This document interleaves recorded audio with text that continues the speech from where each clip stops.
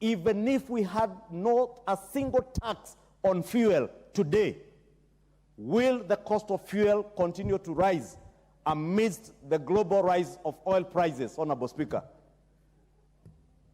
And the straight answer, Honorable Speaker, whether we like it or not, whether there are taxes loaded onto some of the products that we are dealing with, like fuel, if the global oil prices continue to rise on account of the war in the Arab world, in the Middle East, or in Ukraine and Russia, Honorable Speaker, if you are not able to change certain fundamentals like those of that war, if you are not able to change fundamentals as the global supply chain disruptions that came with the COVID pandemic, if you are not able to reverse the climate change issues, Honorable Speaker, the West, in Europe, in the Americas, Honorable Speaker, they are now at the onset of winter.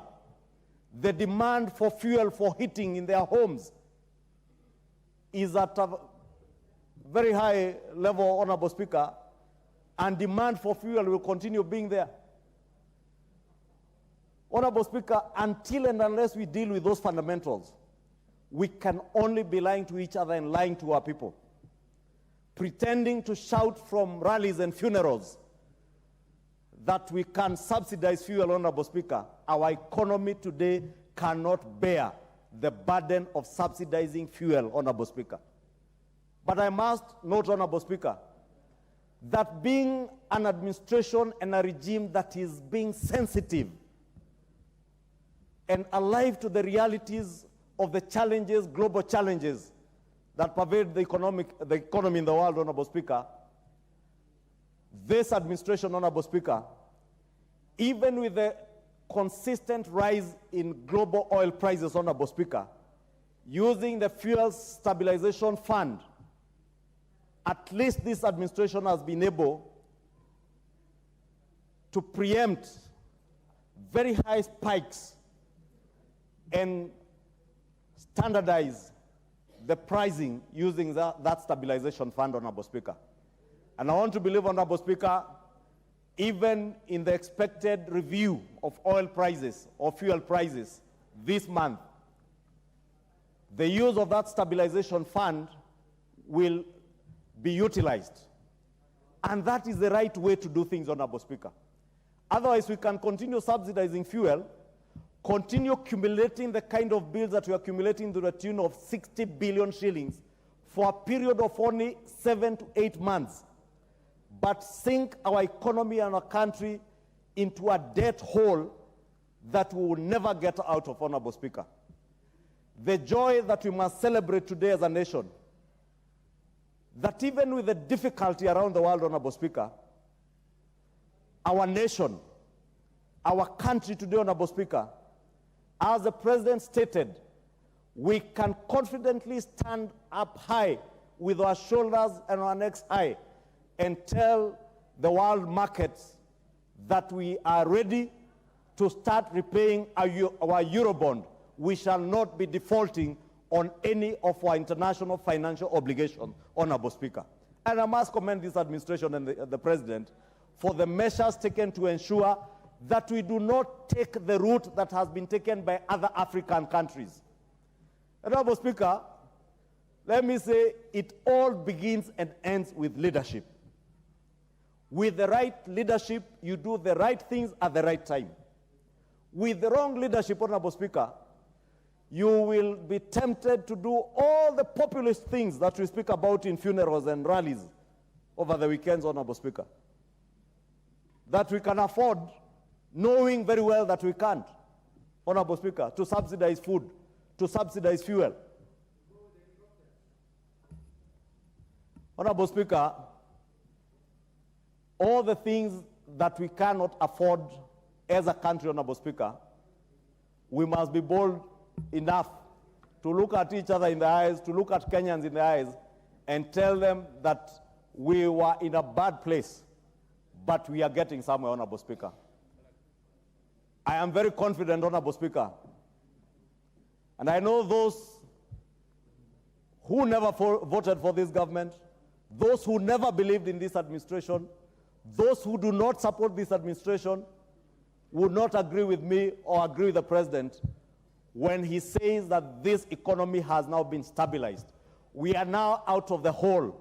We can now see the horizon. We can see where we are going, Honorable Speaker, as an economy.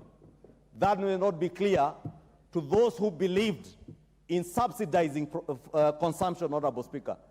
That may not be clear to those who believed that state capture, Honorable Speaker, and the fight against corruption was a war to wage against individuals and not something to do for posterity, Honorable Speaker. I am glad the President spoke and addressed the nation on what is his administration not only intends to do, but is doing on the fight against corruption, Honorable Speaker. And I know many of us, again, those who never believed in this president and in this administration, have taken issues, Honorable Speaker, with a mambo ni matatu phrase. But, Honorable Speaker, that is just how bold we have to be. Honorable Speaker, His Excellency the President did allude to the conflict of interest bill. And without anticipating debate, Honorable Speaker, that bill is before this House.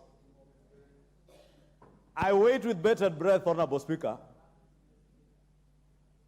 to sit and listen to how many of us in this House who pontificate on the fight against corruption will stand to oppose the conflict of interest bill that stands to decisively deal with matters, state capture, and the fight against corruption, Honorable Speaker.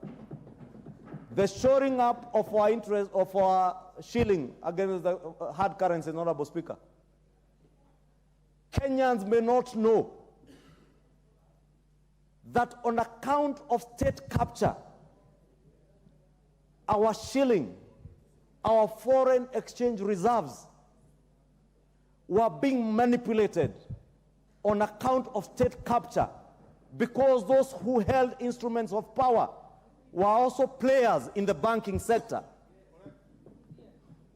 Government agencies, government departments were being forced to bank with particular banks, private banks, Honorable Speaker. But we have opted, Honorable Speaker, out of magnanimity, not to look back, but to forge ahead, knowing that we found an economy that was in the doldrums, without looking back at who did what through state capture, Honorable Speaker, to focus on what needs to be done now, urgently, to get our economy working again, and not working for those in government today, not working to those who are policymakers today, but working for the downtrodden, working for those at the bottom of the economic pyramid, Honorable Speaker. We speak about social protection, Honorable Speaker. What greater social protection can we speak about if not the National Social Insurance Fund, Honorable Speaker, that seeks to create a social insurance fund for millions of Kenyans who cannot afford their health care today, Honorable Speaker. Honorable Speaker, we may speak until the cows come home. You are on home stretch, Majority Leader. You are on. I have noted the light, Honorable Speaker, and that's why I'm saying I can speak until the cows come home. But I cannot overemphasize the need for all of us to stand up as patriots and do the right thing for our economy. For all of us to stand up and join in the fight against corruption for the sake of our generation and future generations.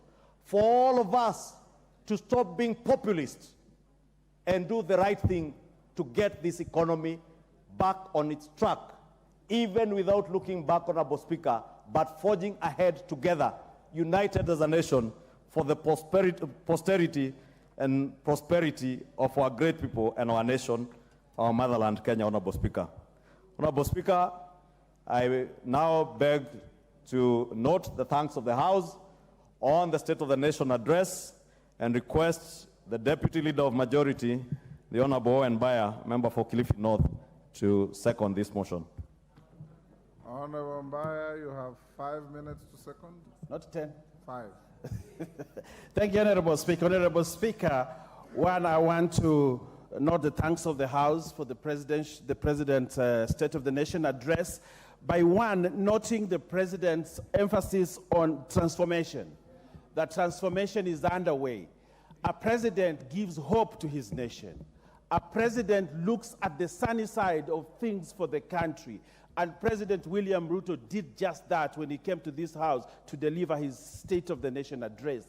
That the many things that he has done cumulatively, there is hope for this country, a hope that his better or his bottom-up economic transformation agenda is going to transform this country, put it on the steady, and that this country is looking forward to better days than where we have come from. So I want to commend the President for this speech, a speech filled with hope, a speech filled with promise, but also a speech filled with important items and activities that he has undertaken in the first 1 year to ensure that the country, this ship has been put on the steady. Honorable Speaker, one of the most important things that I thought I pick in this speech, Honorable Speaker, is that better is not just about economic transformation, but it is also about, as he states it in his fourth paragraph, it's also about social justice.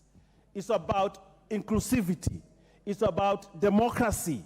It's also about protection of the marginalized. Honorable Speaker, very many people did not go into the depth of what better is about. It is about social justice. Very many people in this country have suffered, and very many people have suffered under state apparatus in this country. We heard about the many killings that were being carried about by DCI. We heard about the Riviera bodies. We heard about people being killed by instruments of government. Better has brought that protection of the marginalized, protection of human rights, and protection of the state of Kenya and the people that live within it. So, Honorable Speaker, as we talk about transformation, we are not just transforming the country economically, but also to transform the social justice, to transform the fight against corruption in this country, and Honorable Speaker, to also to bring law and order. Honorable Speaker, very many people, I'm sure, were surprised when the President actually fired some of the officers in government. Some of them were taken to court very fast on allegation of corruption, something that we had not seen, to drag in investigation for many years in the past. But, Honorable Speaker, we have seen what better also means in the social justice sector. Honorable Speaker, if you go through the President's speech, you also see that he notes and he's aware that we are in extreme difficult conditions economically as a country. He knows that. He doesn't run away from that fact. He notes it, but he does not just note and step there, but he gives us a way in which we can get out of the doldrums that we find ourselves in this country. First, Honorable Speaker, he talks about the transformation in agriculture, the inputs he has made, the kind of infrastructure laid out in agriculture. Kenya is still an agrarian country. The manufacturing in this country will come from nowhere else but from agriculture. It behoves on the head of state to ensure that he develops the sector of agriculture. And, Honorable Speaker, the subsidies in fertilizer, the seeds, the input, the credit that goes into agriculture, Honorable Speaker, will bring us positive results as we trudge on the way. Honorable Speaker, I note with appreciation when the President says we are putting the shame of hunger to rest for this country. And I think every year this Parliament sits back one time and says, you know, we have hunger in this country. We need to mobilize the resources.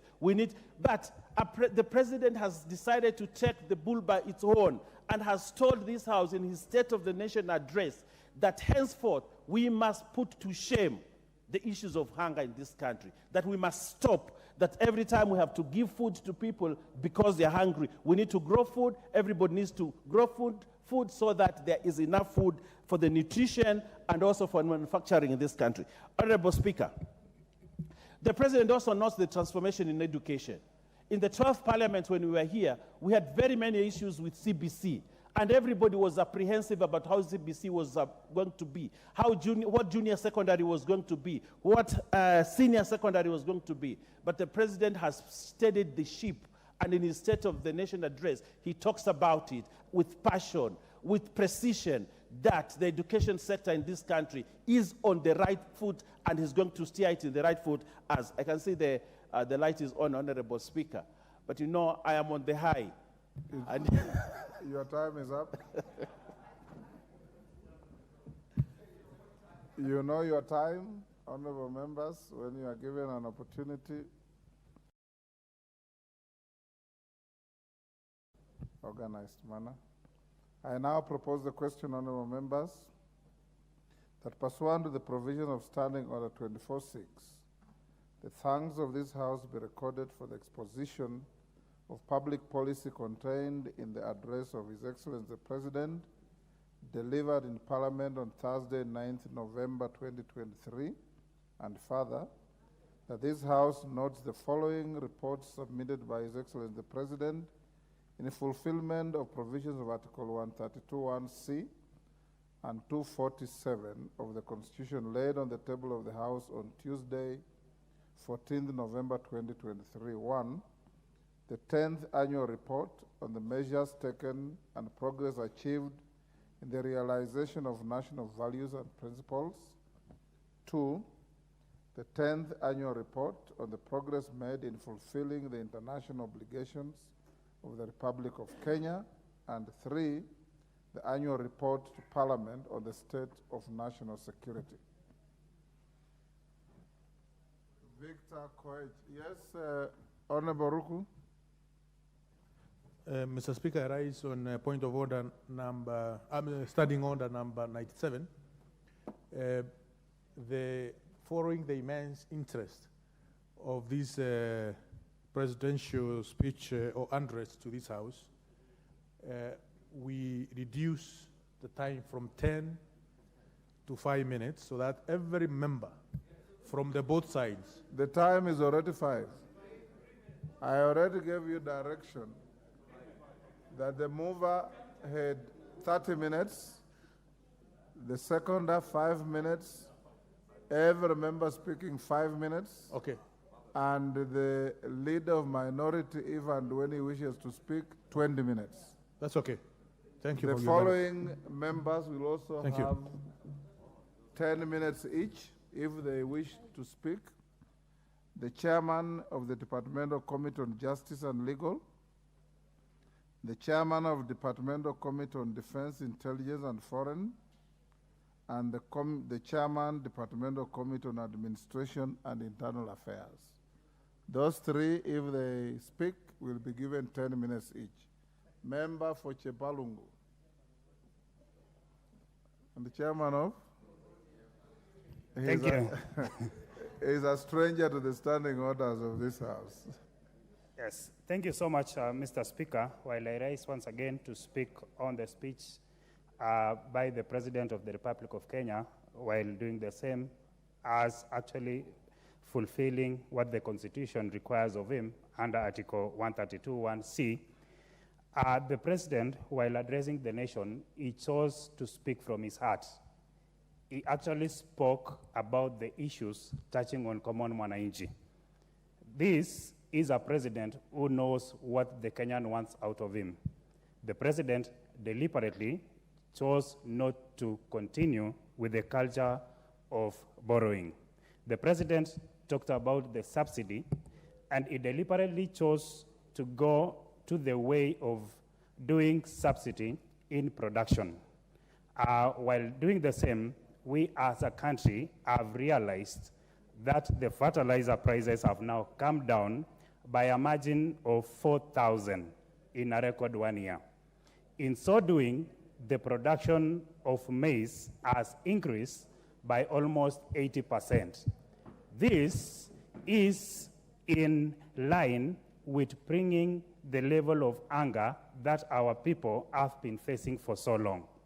Mr. President, as well, talked about what he is doing and what the government, not his government, but our government is doing to increase the cost of milk. And particularly, this is so dear to my constituency that solely depends on milk production as a way of living. Mr. Speaker, as I speak today, my constituents are depending on milk with the cost of 31 shilling a litre. With the intervention, deliberate intervention that the president wants to bring, that is in terms of installation and doing surveys on where to install milk coolers. And actually, the prices now for milk is going to depend on the quality of milk that you produce. This is in line with the government agenda of increasing the prices for milk, and it will go in and in improving the economy of our country. Our president talked about the agenda that was our campaign manifesto, that is universal health care. He has deliberately, and we have deliberately, chosen to do digitization, which is going to have each and every one of Kenyan accessing universal health care. Our president, in this case, has talked about so many things, and among them, he has deliberately refused to even borrow on recurrent expenditure. Previous governments have been known to be borrowing for recurrent expenditure.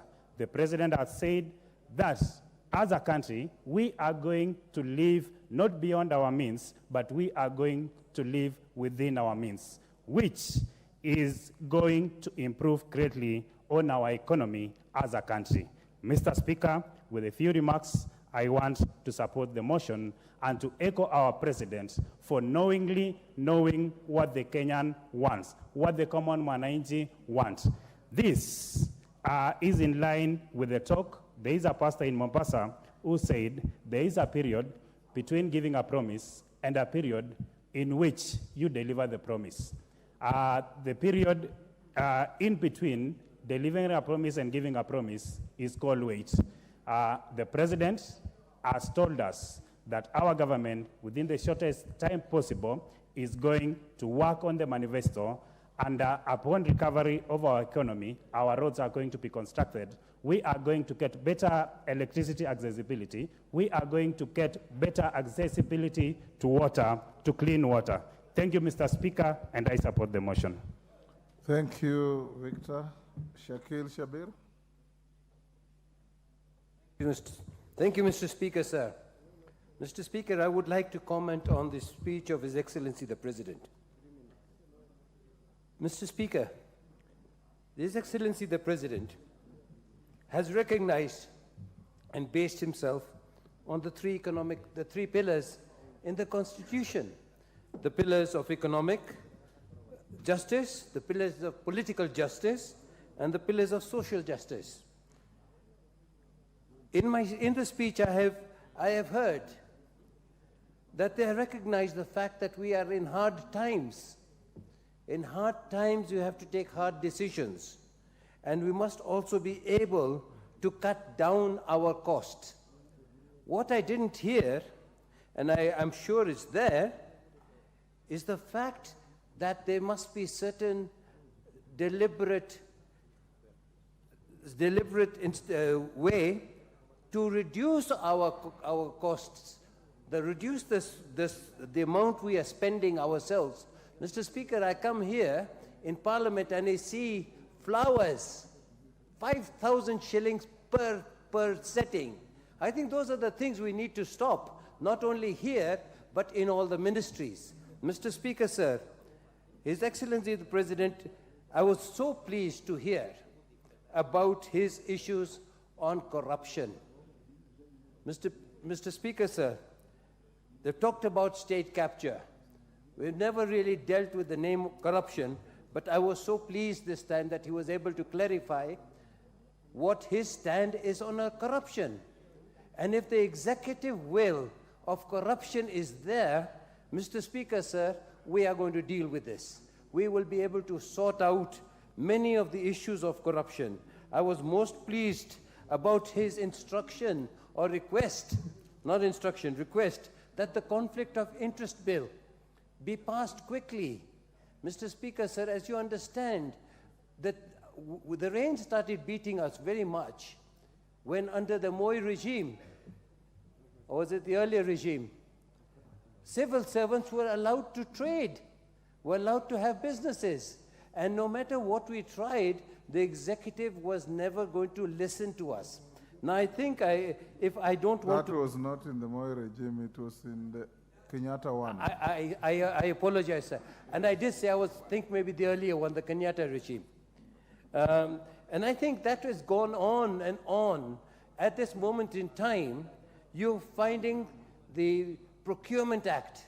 You're finding so many of these things. The budgeted corruption that takes place is over 80% of the corruption that we have.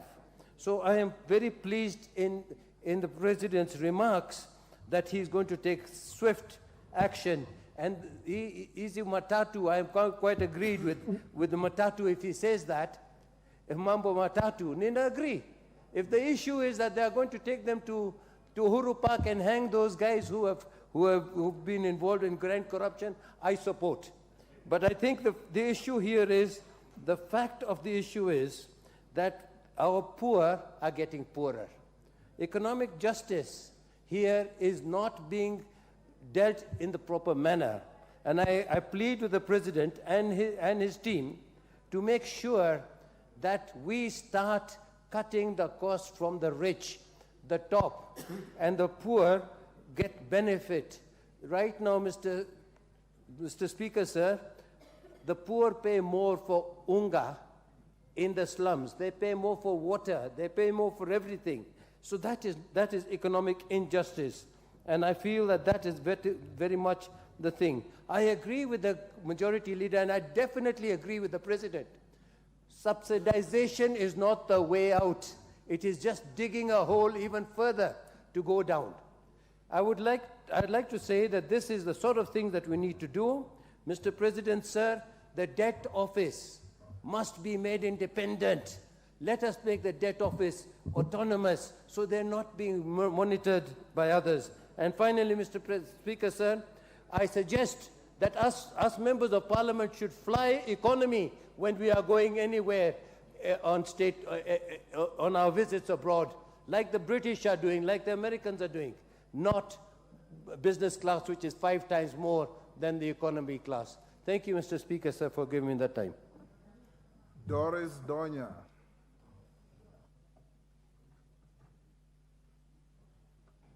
Thank you, Mr. Speaker. I note very well when children are taught in school and they are told of developing countries and those that are developed. When we come to Kenya, Mr. Speaker, the major thing that we should do as leaders is to ensure on how to eradicate poverty and, of course, extreme hunger. When I follow well on the speech of our president, I noted that there are some things which were not coming out clear, more especially on the price of gorogoro of maize. Immediately, he spoke of 60 to 70, Mr. Speaker. I got excited, but when I went to Kisii, the price of gorogoro of maize is between 120 and 150, Mr. Speaker.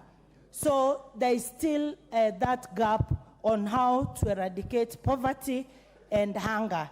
When you meet people, Mr. Speaker, on the streets, what they want to hear is, when are the youths going to get employment? When are our people going to have good roads? When are our schools going to have sufficient water, Mr. Speaker? As at this season, it's raining well in our land. The problem is, immediately after the rains, Mr. Speaker, we are still going to experience hunger. What I suggest is, if we could have the Ministry of Water coming up with ways in which we can harvest this water, so that during the drought season, our people benefit. apart from prices of unga going down, Mr. Speaker, we have people like the Maasai community who rely on meat and milk. So it should not be perceived that when the prices of gorogoro of maize have gone down, which have not gone down, we have solved the problem of poverty and hunger, Mr. Speaker. So many people are crying, even the JSS students, Mr. Speaker. We've not gotten clear measures on how our children are going back to school with good number of teachers. At least the ratio should be well so that we have good participation of student and teacher. Yes, we are improving on the environment. What we saw yesterday, Mr. Speaker, the President has been talking of on how to mitigate and reduce expenditure. Mr. Speaker, we used to have scouts in our schools. I remember when I was in Kaplong Girls, we could plant trees, visit the sick in hospital. If this thing of planting trees can be taken back to our learners, they are taught, it is made a daily routine. We can save and have a better Kenya. Thank you, Mr. Speaker. Thank you, Doris. John Waweru Dagoretti, South. Mr. Speaker, I thank you. And I'll start by congratulating the Parliament for organizing such a good afternoon for the State of the Nation address, with yourself on the chair, Mr. Speaker, being the main host. And I also want to congratulate His Excellency the President, not only for honoring his duty and doing what he's required to by the Constitution, but actually boldly and candidly venturing into the business of letting the country know where exactly we are. Mr. Speaker, the President was not shy to let us know that we are actually working in very difficult situations. Difficult situations at home and abroad. Difficult situations that are exacerbated by the conditions of drought that has prevailed, Mr. Speaker, for several years ahead of these rains that we are experiencing today. Mr. Speaker, the situation globally is also affecting the economy of this country, with wars all over, supply chains interruptions, and the situation in which the situation with which this government came to office, and what they found, Mr. Speaker. Mr. Speaker, with all this as the lay of the land, His Excellency the President said that he is not here to excuse any failure. He tackled the issues head on, Mr. Speaker. And one most amazing thing about the presentation of the State of the Nation is the style with which the President did it. His Excellency the President, ahead of his speech, took time to call numerous Kenyans across the nation to have a candid one-on-one discussion, Mr. Speaker, so that this speech was in essence what the people in the street would call a collabo between the President and his people, reporting what the situation on the ground is verbatim, Mr. Speaker. Mr. Speaker, I'll take a few moments to just observe some of the sentiments that the President put across on a very critical sector, Mr. Speaker, the sector that is the digital economy. Mr. Speaker, the President took time to report on the project called the Digital Superhighway, Mr. Speaker, where the government is intending to roll out 100,000 kilometers of fiber, around 25,000 Wi-Fi hotspots around the country, around 1,450 digital innovation hubs, meaning that if this project takes off, in every single ward of this country, there shall be a digital innovation hub, Mr. Speaker. And Mr. Speaker, the Honorable Doris Donya, in her contribution, did ask, where will the jobs come from, Mr. Speaker? And I ought to report here, Mr. Speaker, that with the few digital innovation hubs that have been installed around the country, the results are almost immediate, Mr. Speaker.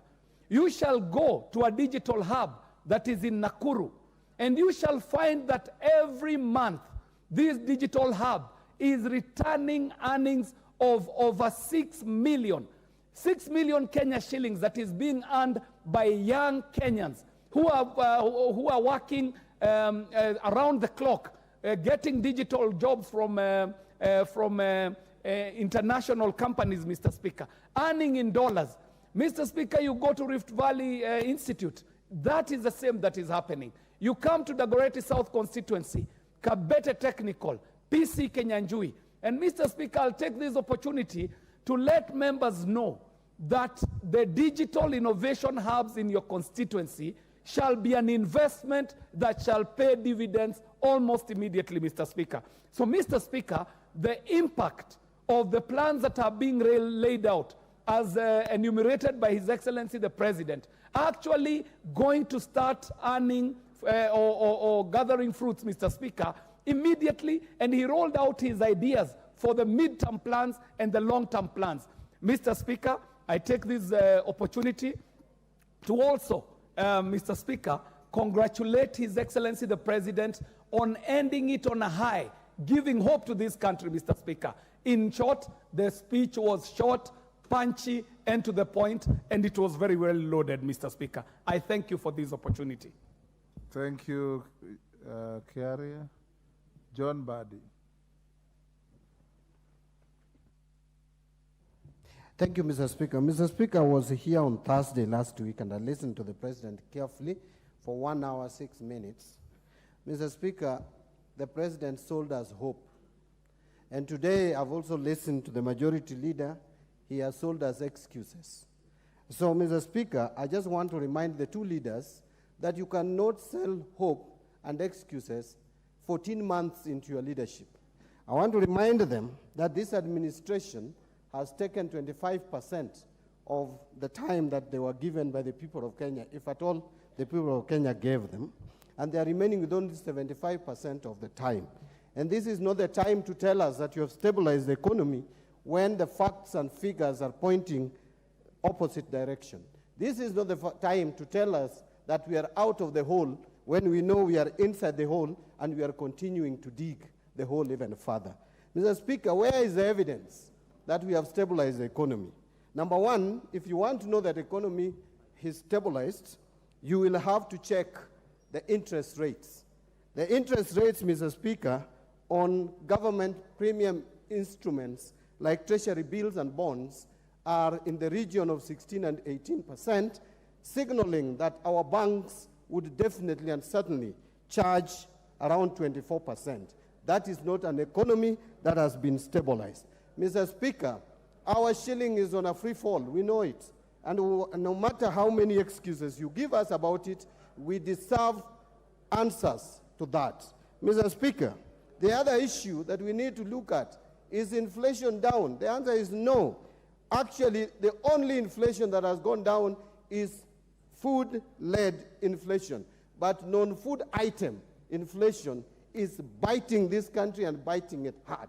And starting with the prices of fuel products, yes, we know there are challenges in the global economy. There are challenges in the Middle East, which again you were told, Mr. Speaker, during the times of campaigns, but that time you were saying our prices of fuels had nothing to do with the problems that we were facing in Ukraine and the rest. I don't want to go that direction because we have talked about it a lot of times. But there are solutions to the price of fuel that we could use to reduce at least the price of fuel to under 200 shillings. And that is, this was not the right time to increase taxation on fuel products or petroleum products. It was done, Mr. Speaker, against the advice of all economists, leading economists in this country. Mr. Speaker, if I was the president, the first thing I would do would be to fire all my economic advisors and the economic team and get fresh ones with fresh minds to advise me appropriately.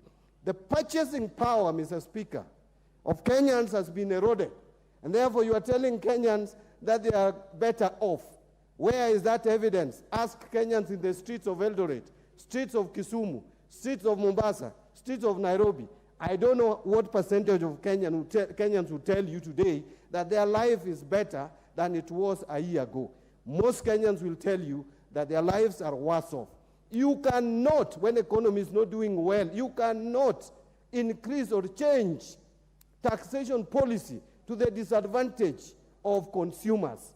You cannot increase taxation when when people are struggling. And therefore, where we are, you have affected the purchasing power. When you affect the purchasing power by reducing people's disposable income, what is the net effect?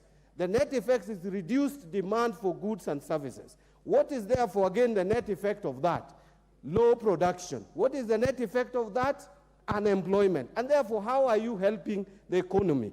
Mr. Speaker, you cannot claim that you are fighting corruption when your own senior officers are using government resources to hire 8 choppers to a single fundraiser in the village. You are asking all your ministers, cabinet secretaries, on a day, Monday, you buy seedlings for 10,000 and you hire a chopper for 1 million to go and plant the trees. What kind of austerity measure is that? Mr. Speaker, I want to conclude by saying that Kenya is in a drip. If at all we were talking of Kenya being in ICU before the last election, it is now in a drip, and we are just surviving by the grace of God. We are praying that somehow some miracle happens, that Kenya survives. At this rate, with this administration.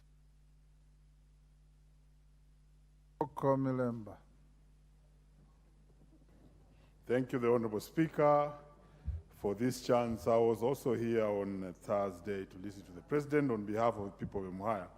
And Honorable Speaker, I listened with my third ear. And one thing, as a student of history and government and also a student of Ruto Vandaba on speech, I was happy that the President was very confident, and he actually gave hope to the Kenyans. He was also very clear in his mind to say what was truthful, what could be done, and what could not be done. And that's what this country possibly needs, because we cannot afford to live a lie. And that is the general outlook of what I saw in the speech. And what the Kenyans really need now is hope, because he was able to explain where we were, where we are headed to, and where we intend to go to. Honorable Speaker, there are 3 remarkable things I will highlight which were spoken on. Number 1, the President was able to speak on the issue of education.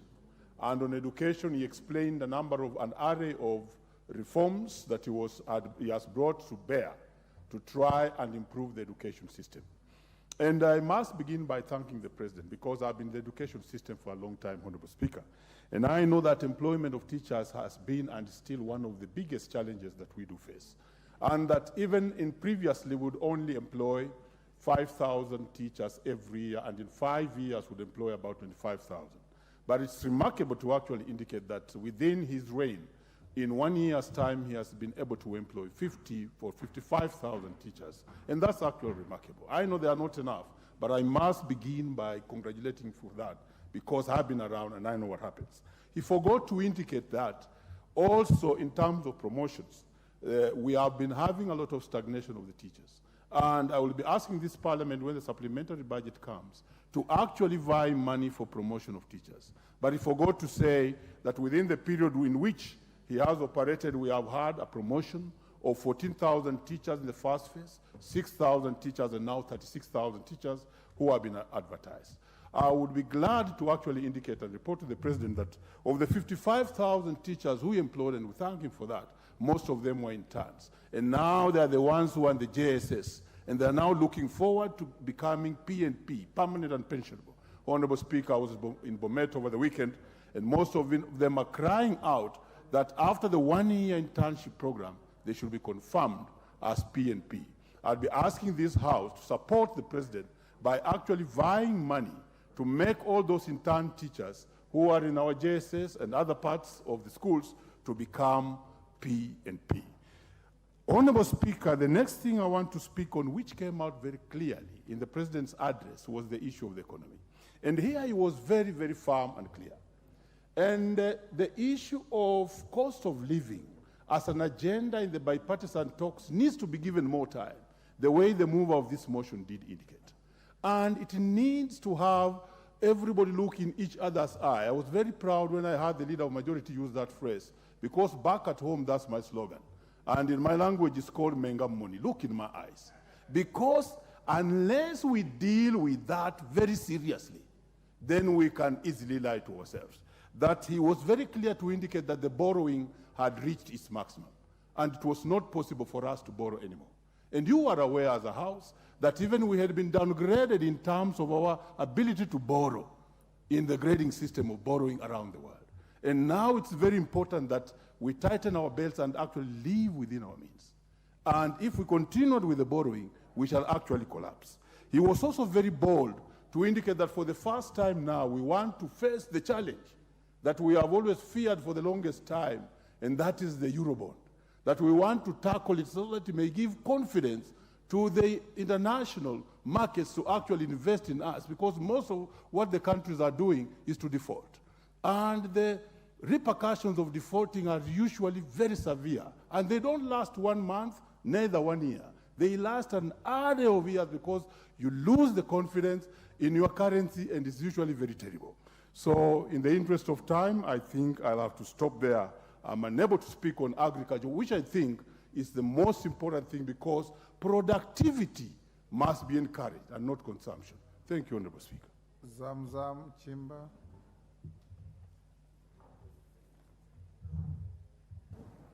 Asante sana Mheshimiwa Spika, na mimi nikiweza kuchangia katika hotuba aliyotoa Rais hivi karibuni. Mheshimiwa Spika, najua hali ziko ngumu sana katika taifa yetu, lakini ningependa kumwelezea Mheshimiwa Rais kuwa wale wanaokushauri wawe wako na uwazi na wewe. Si vizuri hapa tukiona wabunge wanampigia upatu wakati ambapo wanajua kuna matatizo. Mheshimiwa Spika, kiongozi mzuri ni yule anapenda kuambiwa hapa kuna shida, hapa uko sawa. Na Mheshimiwa Spika, nimeona Rais kweli anajaribu kujibidisha, ila kuna masala ambayo hakuweza kuzungumzia, kwa sababu kiongozi mwema huzungumza yale matatizo alionayo na yale mazuri alofanya. Hatukuweza kuona hilo katika hotuba ya Rais. Mheshimiwa Spika, Mheshimiwa Spika, hotuba ya Rais pia haikuweza kushika hali tata, yani hisia za wananchi zilivyo katika taifa hii. Mheshimiwa Spika, wananchi wanahangaika na njaa, taksi ziko juu, ushuru unapanda kila kukicha. Tumeona zingine katika vitambulisho, tumeona chakula kimepanda juu. Mheshimiwa Spika, kwa hiyo wananchi walikuwa wanasubiri kusikia atashika masala gani yanayogusa mwananchi wa kawaida wa kule chini. Mheshimiwa Spika, Mheshimiwa Spika, nikizingatia kuwa mafuta ama fuel pia imepanda juu, na ukiangalia stima pia imekuwa katika hali tata katika nyumba za Wakenya wengi. Mheshimiwa Spika, Mheshimiwa Rais pia aliweza kukwepa swala hili kulizungumzia, na mimi nataka kumwelezea kuwa Rais ndio unajaribu, lakini nafikiri unawashauri ambao hawakushauri vizuri. Mheshimiwa Spika, inakuwa aibu kwa kiongozi wa taifa kuweza kutangaza kuwa sasa mvua ya El Nino haitokuwepo, kisha siwezi kuwa na mipango ya kukabili El Nino, alafu sasa tuanze kuona mvua inanyesha. Hii sio kuwa ni hoja ya Rais mwenyewe, aliweza kuwa advice kuwa hii haitokuwa. Na ndio maana nasema huenda yeye ana nia nzuri na Wakenya, lakini wale waliomzingira wanaompa advice hawamuelezei vizuri. Na ndio maana mimi nataka niwaelezee wabunge wenzangu, msiwe watu wa kupiga ngoma tu, mpiga ngoma mkicheza hamjui mziki waenda vipi. Ni lazima hapa, hili ni bunge la uwazi, kuelezana ukweli. Tuweze kumwambia Rais hapa umefanya, hapa kumepunguka, hapa jibidishe. Huo ndo mjadala ambao unafaa unaendelea katika bunge hili. Mheshimiwa Spika, lakini tukiwa watu wa kusema kuwa tuwakupongeza wakati ambapo kule nje mambo si sawa, hata yeye mwenyewe anapokaa anajua kweli hawa wabunge wangu hawanipendi. Msifikiri kuwa Rais hana akili, ana akili zake na anajua na anaangalia.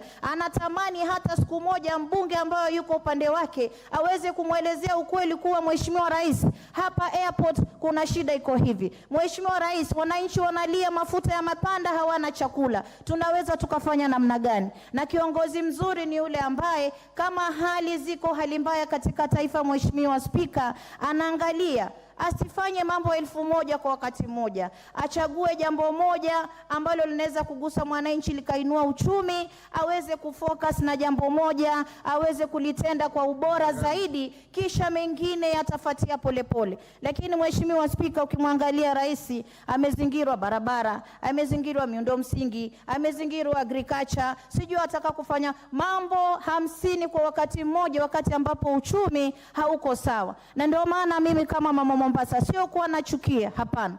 Nampenda tena sana, lakini nitakuwa mwazi kwake kusema kuwa hali si sawa kule mashinani, na wala asiwasikize hawa wabunge wanaompigia kengele na ngoma. Asikize huku sisi tunamwelezea mambo halisi yaliyoko kwenye kule mazingara ya wananchi kule chini. Mheshimiwa Spika, sisi mpaka wakati huu tumekubali huyu ndio rais, na sisi tunataka kusonga mbele kama Wakenya kwa sauti moja. Na vile tumekubali, twasema asidanganywe hapa na hawa wabunge kumpigia ngoma, oh ni kuzuri, oh tunakusifu. Hapana. Kama mama Mombasa, mimi nakwambia rais, hata hawa walimu 59,000 ambao umeajiri, nataka kukwambia ukweli kuwa Mombasa County tulipata walimu 6 peke yake kwa walimu 56,000.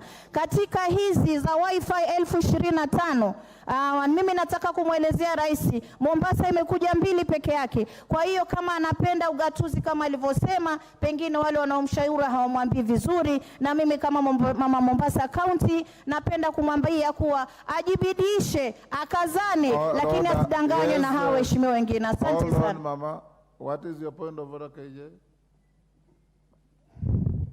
Mheshimiwa Spika, ningependa utueleze kama mjumbe huyu wa Mombasa amekiuka kanuni za kudumu hapa bungeni kwa kuweza kuwapotosha wabunge kueleza kwamba kunavyo vituo ambavyo vimebuniwa vya kidijitali, akijua vema kwamba wewe mwenyewe uliweza kutuita mkutano hapa wa Kamkunji na tukaweza kujadili masuala haya ya vituo hivi, kwamba ni majukumu ya wajumbe kuweza kushirikiana pamoja na serikali kuu kubuni hivi vituo ambavyo ni vituo vya kidijitali.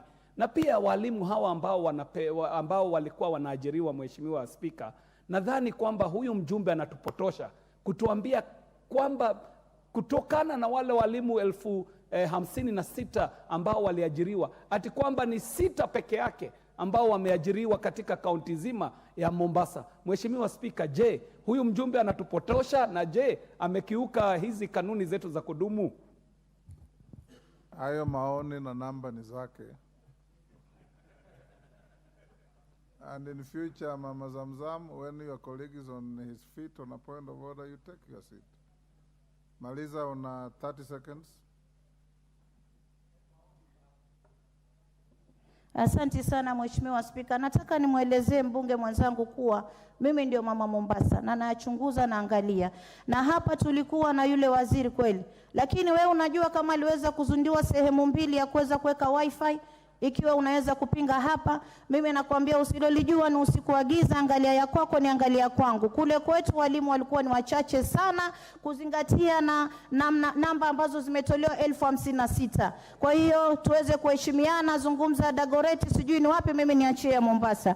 Napenda rais na namuombea Mungu aweze kukazana, afanye kazi kwa bidii, lakini asisikize Thank you, Mama Mombasa. Geoffrey Ruku. Thank you, Mr. Speaker. It is important, Mr. Speaker, I feel that I was not in the House, but I followed the address online from the time the President came in to the last sentence. And Mr. Speaker, I write to support all the sentiment and raised by the head of state and the head of government, and to congratulate him for a very job well done for the past 1 year. Mr. President, in his speech, in his national address, he put it clearly that, Mr. Speaker, the appointment of judges, which the 6 judges came in handy to support the judiciary, to support the judicial the justice administration system of our country. And not only that, Mr. Speaker, the allocation of 3 billion Kenya shilling to judiciary, that is indeed a clear indication that the president supports the justice administration system of this country, which has not been faring very well for a number of years. Mr. Speaker, he also highlighted in his speech address that the Inspector General, setting Inspector General as accounting officer to ensure that the National Police Service is well managed, and at the same time appointing Justice David Maraga to a task force, to lead a task force, Mr. Speaker, to review the terms and conditions of our women and men in uniform. We have been having challenges in this country as far as the police, National Police Service is concerned, and to ensure the people of Kenya enjoy security, protection of life and property. This is something which the president did the very, very first days in his office, in office as head of state and head of government. Mr. Speaker, in agricultural production and livestock value chain addition, so that the cost of living can come down, a lot of investment which has been done by the government, led by the president, at the moment is yielding fruit. We have seen the fertilizers coming from 7,000 to 2,500 per bag, Mr. Speaker. And we are witnessing huge harvests in different parts of this country at the moment. The reduction of wasteful expenditure to ensure that the government is within is controlling the expenditure. You remember in a speech and what the president has done to ensure no government officer can spend more than 7 days outside this country, and any unnecessary expenditure in our offices, in public service offices, has been cut down, Mr. Speaker. An exemplary performance which has been shown by ASRA's fund with the disbursement of huge amount of money to a tune of that 6.6 billion, Mr. Speaker, and a saving of 2.3 billion, Mr. Speaker. All this is achievement within 1 year, and it has been done by the visionary end of state. Mr. Speaker, we witnessed the employment of almost 60,000 teachers and 8,000 primary school teachers for the junior secondary schools. This has been done by a committed president. And in his speech, he clearly outlined that, and it is known to each and every person within the Republic of Kenya. This is something which has never been done in the past, and it can only be done through commitment, passion, and diligence in service to the people. Mr. Speaker, the passing of a Universal Health Bill, as well as the Primary Health Act, Mr. Speaker, and the Facility Improvement Financing Act, which the government, led by His Excellency the President, has championed to ensure there is enhancement of health care. Your time is up. James Nyikal. So that you don't appear to be unfairly truncated when you are contributing, you look at the clerk, there's the amber light that warns you. When the amber comes on, you have 1 minute. When the red comes on, you are switched off. James Nyikal. Thank you, Mr. Speaker, for giving me this opportunity to comment on the President's speech, which is in line with our constitutional requirement, Article 132, to indicate the measures taken and the progress made in achieving the principles that guide us from Article 10. Mr. Speaker, my summary of this really is, once again, we are the list of policies, promises that are to be done. And let me say, a fair amount of report on process indicators, which means what needs to be done and where we have reached, but actually it did bring us to what has actually done. In my view, at these times, what you expect, Mr. Speaker, we expect results that affect our daily lives, not good plans, not processes that have been put in place. For example, Mr. Speaker, we will not tire of talking of the cost of living. We keep saying that actually we cannot go into subsidy, but if you have a crisis in your hands, you first of all deal with the crisis before you go for long-term measures.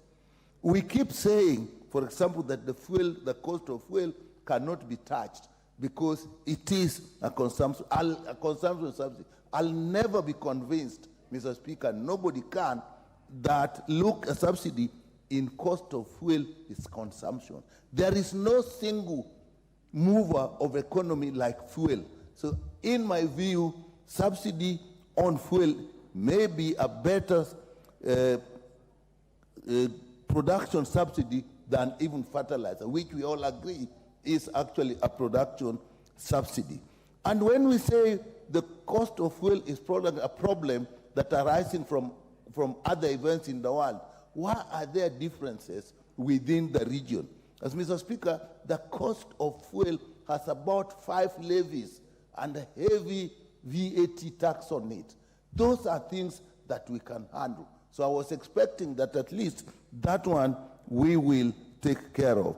Mr. Speaker, when we talk of in the area of education, we had good indications, primary education, funding primary, university education, but up to now, really, we are just starting to see the fees being paid, and there are still a lot of students who are in universities and their fees have yet to be paid. When we talk of universal health coverage, we have changed laws. Changing laws is not the same as actually getting results. And I'm worried, Mr. Speaker, even the laws we have changed have opened ourselves to a lot of activity from the private sector. We literally may hand over the processes to the private sector. I'm not so sure we'll get much there. Mr. Speaker, when we are talking of even social protection, we have changed the structure. A member mentioned NSSF. I don't know whether we are aware here that in our new arrangement, there are actually 2 tiers of NSSF payment which are being made by employees, where tier 1, which is a small proportion, actually is what NSSF is going to manage, while tier 2, which is a bigger proportion, is actually going to the private sector. So, Mr. Speaker, I remain worried because we are talking more processes, more policies, but we are not getting to the point of saying this is what we have achieved, is affecting your life today. We talk of 11 landing beaches that have actually, in Kisumu County alone, there are 35 landing beaches. What is 11 for the whole country? That is a drop in the ocean. When we are talking about the justice system, what we are saying, we have employed judges. You can employ people, you can put money, but if the governance structures are not working, you still will not get results. So what we are looking for is results.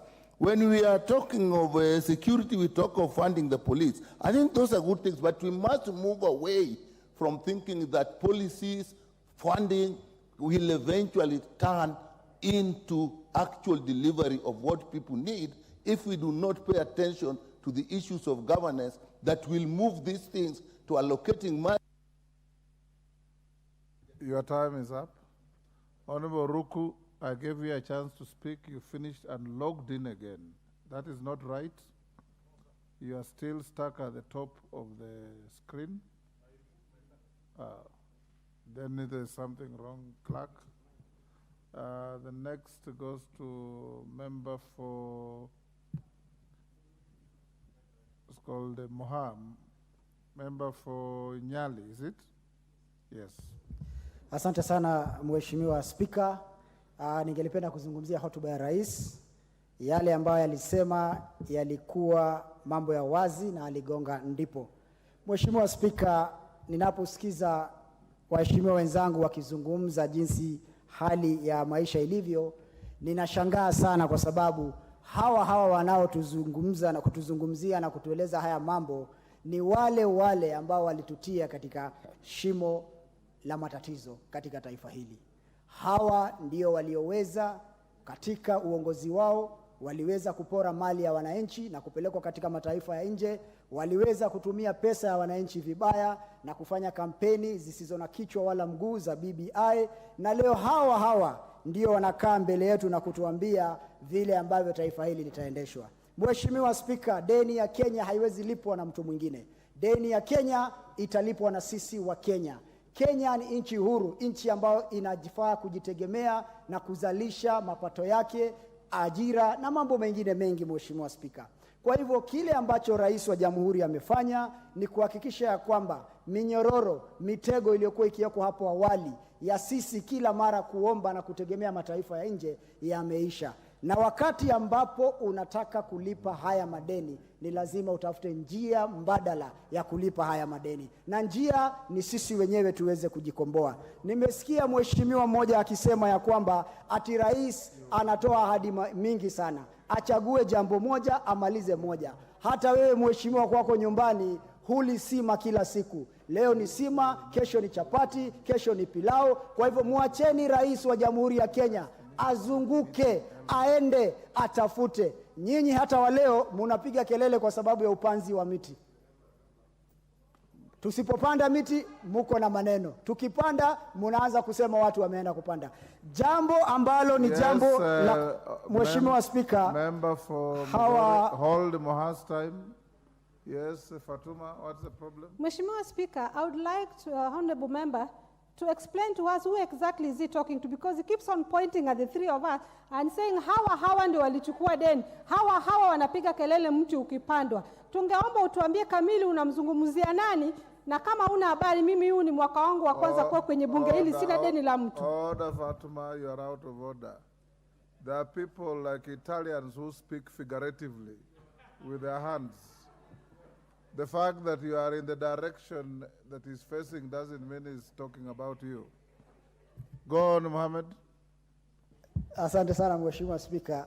Nadhani wakiambiwa ukweli wanatafuta vijisababu visivyo na kichwa wala mguu. Nikisema hawa ni nyinyi ambao mulikuwa katika serikali iliyokuwa hapo awali, nyinyi ambao mulienda mkadanganya wananchi na kuwaambia mambo ya porojo ilhali mulikuwa mkipora mali yao.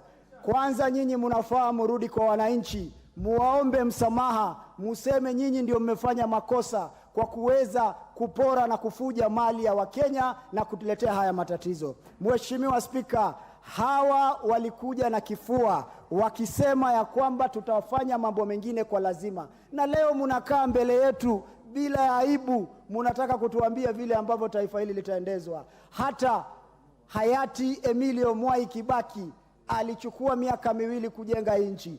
Wewe pia kama mbunge ulipochaguliwa huwezi fanya miujiza na kipindi cha miaka 1. Kwa hivyo Mheshimiwa Spika, yale ambayo rais alizungumzia yalikuwa ukweli bayana. Alizungumzia masuala ya elimu, akazungumzia masuala ya ukulima, akazungumzia pia masuala ya deni ya Eurobond. Na dawa ya deni ni kulipa. Na usidanganywe na mtu yoyote. Sisi wa Kenya ndio tutalipa hiyo deni, sisi wa Kenya ndio tutasukuma hii gari mpaka tufike mahala ambapo patakuwa sawa kwa kila Mkenya. Asante sana Mheshimiwa Spika. Member for Kapchai.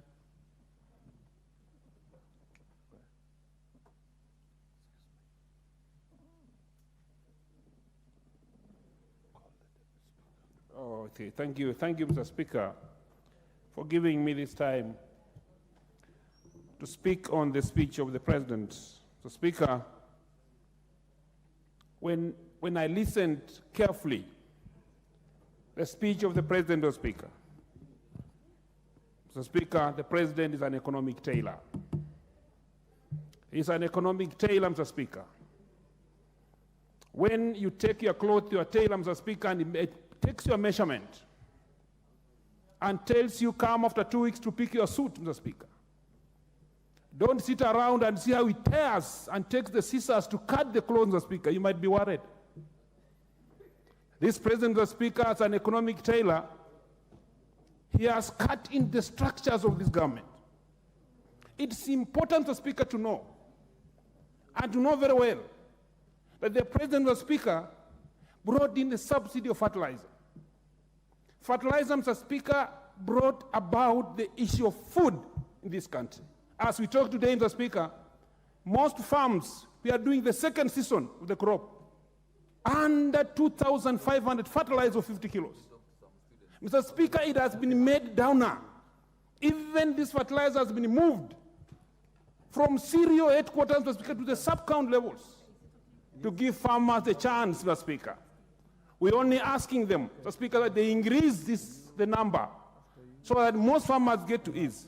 When we get a lot of food, Mr. Speaker, and I was wondering, Mr. Speaker, when I heard Honorable Bombadi, he said that he's not seeing the signs of development in this country. Mr. Speaker, when we harvest well and we have enough food, like in his constituents, Mr. Speaker, sufurias are now busy. You cannot, if sufurias are busy, Mr. Speaker, they have a lot of food. You can't find them on your head. And that is the reason why we are saying, Mr. Speaker, we start with the food. It's not a factor, Mr. Speaker. It depends also with the school you went through. We have something called the Kepner and Trocker principle of assessing the degree of danger. And then you start from where? In your house, Mr. Speaker. If today a dog comes to bite your leg, and two, your vehicle starts rolling downwards because you left it on a free gear, and at the same time your house catches fire, and inside your house is a child who is sleeping, it's upon you, Mr. Speaker, to start making the difference. It's you to make a decision. What do you start with? That's called the Kepner and Trocker principle of the degree of danger. You will first start with the house that is burning. Take out the child as the dog bites your leg because you can go to see the doctor. So, Speaker, the president has chosen on what to start with, and the first is food. If we stabilize the food factor, so Speaker, Madam Speaker, this country is getting somewhere. Two, Madam Speaker, infrastructure to the sensitive areas of this country. We need better roads, Mr. Speaker, to go inside to get where food is produced, agro-based zones, where we can get fresh milk from the farms straight and quickly, 2 hours, back to static time, to reach the centers and cooling centers. That's what we need, Mr. Speaker, in this country. We need roads that can feed in to get some of these perishable foods from inner parts of this country to come to the markets. That is what the president is focusing on. So, Speaker, I want also to say something, that the national dialogue, that due to the magnanimity of the president, due to his magnanimity, Madam Speaker, he chose that we come together and talk.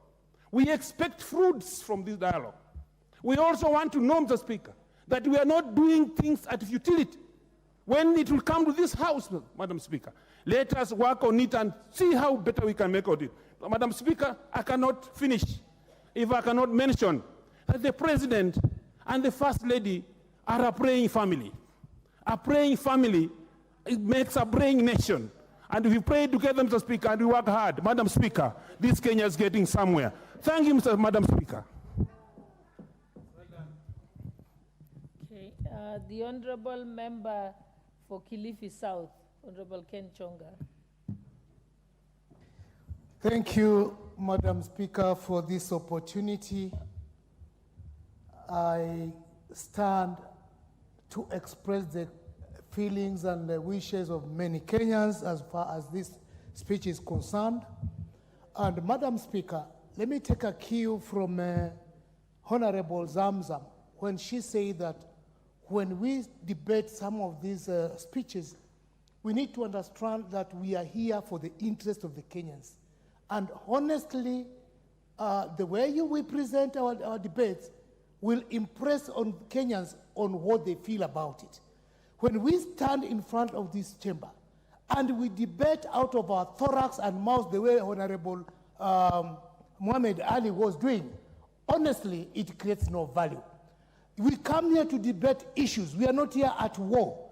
Madam Speaker, let me say that the speech of the President, to many, it was a very, very big disappointment. It was a disappointment because let us first of all take cue of when, during the time when we were campaigning, the promises that the Mwananchi was promised by this government. It was the expectation of every mamamboga, every boda, every hustler that life was going to be better than the way it is today. And if there's anything that Mwananchi expected, that is what he wanted to read and understand from the speech of the president. Madam Speaker, let me tell you where the rain started beating us. The rain started beating us by passing out a punitive finance bill in this parliament. We talked about it, we discussed it, we could see the weaknesses of some of the elements that were in that bill, but there was nobody to hear because the numbers were less. The finance bill is the biggest cause of the cost of living today.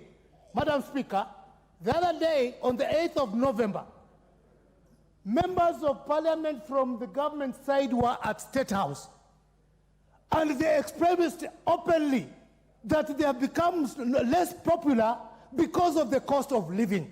This is something is in parliament domain. And I think the president, what he said was, you do not need to be popular. Indeed, if they feel they're unpopular and they feeling what the Mwananchi is feeling on the ground. Madam Speaker, I was keenly listening to the leader of majority here and his deputy and the kind of lies that they were making to Kenyans. One of the causes why the cost of living is not going to go up any soon is the cost of fuel in this country. Madam Speaker, you and me know very well that Kenya went into an arrangement of government to government with the government of Saudi Arabia. Look at the players in this arrangement, first of all. If there is nothing that I can call a scam, this is the biggest scam, Madam Speaker. They are telling us that the cost of fuel is going up because of the war in Ukraine and the Hamas. How come the cost of fuel is going down in Tanzania, in Rwanda, in Uganda? What explanation can the president make out of that? It is in public domain that the companies who were given the tender to be bringing fuel tied their hands in such a manner that when the cost of fuel is going down, they cannot negotiate these terms. And you know very well, for as long as the cost of fuel will remain high, everything in Kenya will remain high. Madam Speaker. What's your point of order, Honorable KJ?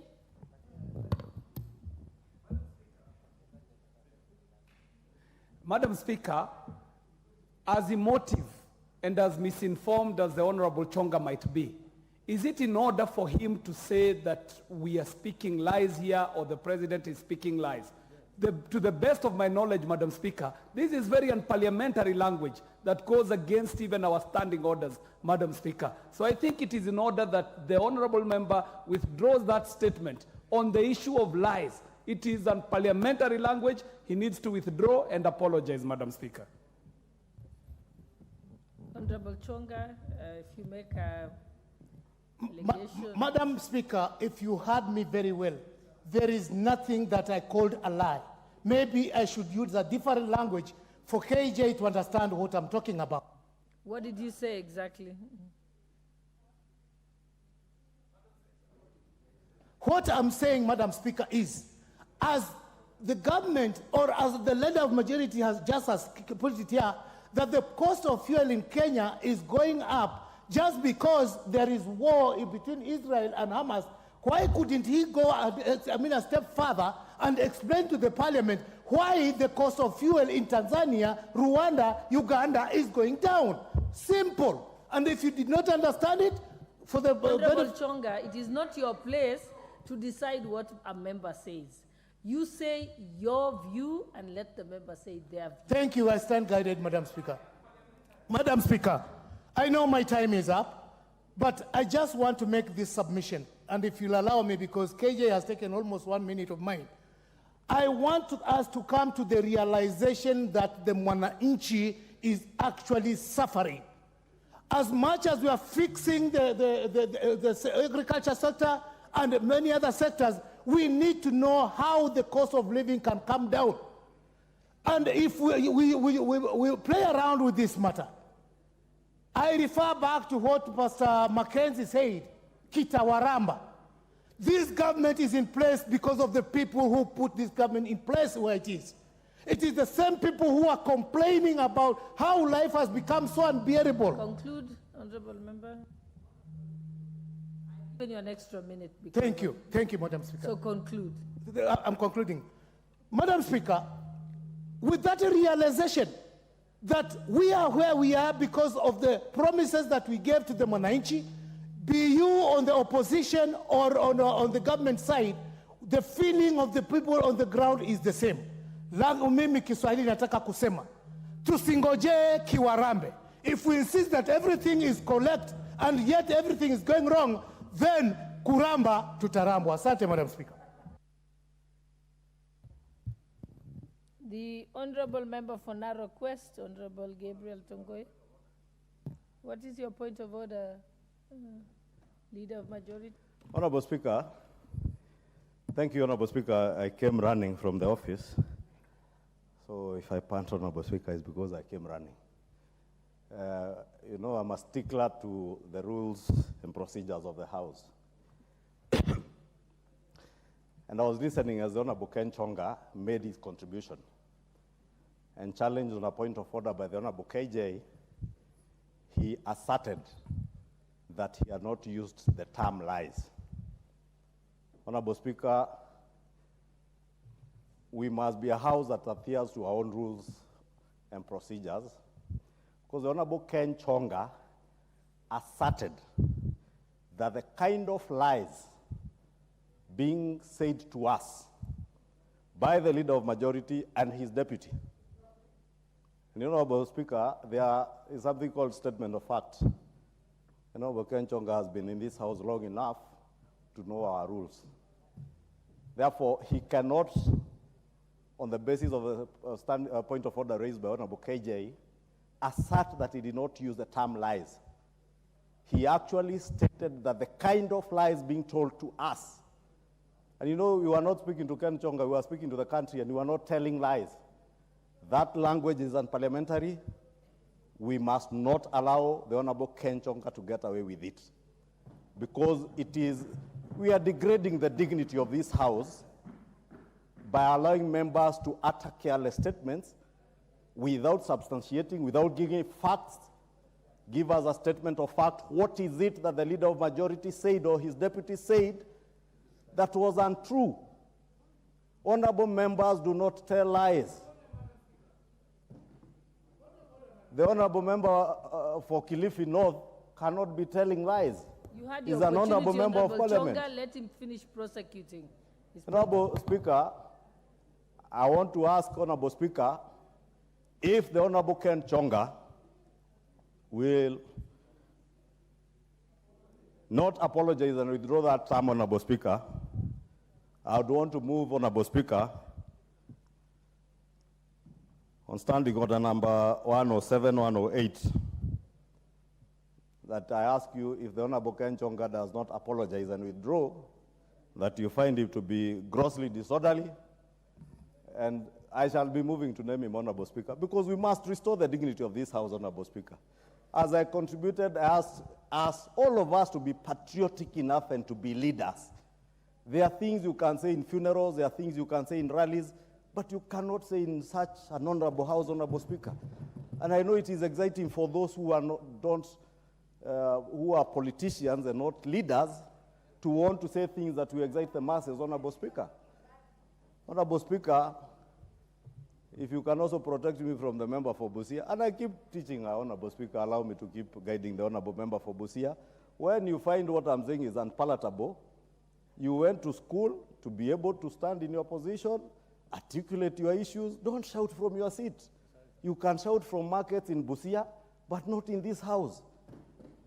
Honorable Speaker, this House, we articulate, we debate. It is a debating chamber, not a shouting chamber. I know it's common to shout in some places in Busia, but not in this House. Honorable Speaker, I would beg that you do require Honorable Chonga to withdraw and apologize, failure to which, Honorable Speaker, we shall be moving to name him.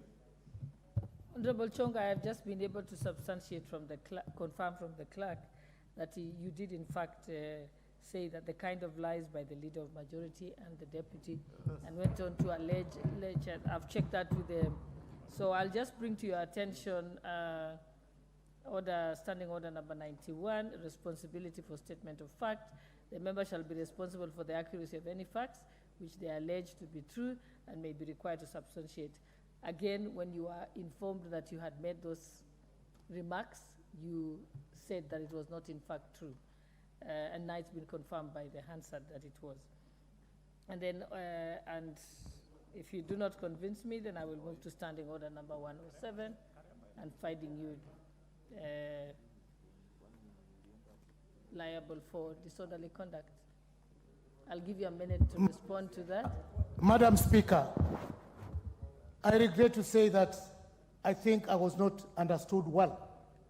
The statement that was made by the leader of majority and his deputy is that by virtue of the war in Israel and the Hamas, the prices... Chonga, I was giving you an opportunity either to apologize, withdraw the remarks, then you can proceed. But you're making it worse by restating again. Are you disputing what is on the Hansard? Yes or no, Honorable Chonga? I cannot dispute what is in the hazard, but I'll stand by my word. Honorable Chonga, then we will let you sit down. You can leave the House and confirm and then come back. Okay, Madam Speaker. And then we can decide your fate in another 10 minutes when you have confirmed. Proceed. No, you are disorderly. Honorable Chonga, I have not given you the mic. Hold on. Honorable Chonga, would you like... Honorable Chonga. Honorable Chonga. Honorable Chonga, you did not have the mic and you proceeded to speak. Then you will just be held that you keep away from the House for the next 2 sittings. Let us proceed. The Honorable... I think it was member for Nakuru. It was the Honorable member for Narok West. Yes. Thank you, Madam Speaker. And I want to thank you for giving me this opportunity. He has not begun, then you can make your point of order. Let him make... To contribute to the President's speech. Madam Speaker, I was in this House when the President was addressing to the nation, and in fact seated where I'm seated today. And I had the opportunity of not just be listening to him, but even looking and reading his body language. And I was so convinced that the President really was aspiring hope to Kenyans. And the President really gave a history and a journey that Kenya has walked since he took over in less than a year, in almost a year ago. Madam Speaker, he managed to address several issues so important to Kenyans, ranging from matters economy and the trajectory of Kenyan's economy, of course, my issues of food security, matters to do with the security, the housing, UHC, and many others. And I want to mention a few, and of course, starting on matters national security. And the President started by outlining what he committed to Kenyans, and that giving the national police the financial autonomy to enable them execute their mandate in serving Kenyans and ensuring that Kenya is safe. And the President lived true to his promise to Kenyans that in Presidential Executive number 1, the President gave the police the financial autonomy, and I can confirm that as the chair of that committee, Madam Speaker. It is true that Kenya, we have been having security challenges ranging from cattle rustling, the terrorism, especially the issue of boundary in North Rift and Northeastern and actually some part of the country. And our very disciplined and committed and very competent security forces has continuously been executing their mandate to ensure that Kenya is safe. And it's just good to mention, Madam Speaker, that in the endeavor to make sure that our police officers and our security forces are well equipped to execute their mandate. The modernization program that the President has been promising to Kenyans is on course to ensure that our security forces are well equipped to address the security challenges. We can all confirm, Madam Speaker, that the issue of cattle rustling and banditry in North Rift has really significantly reduced, and even members in this House from that region can confirm the same.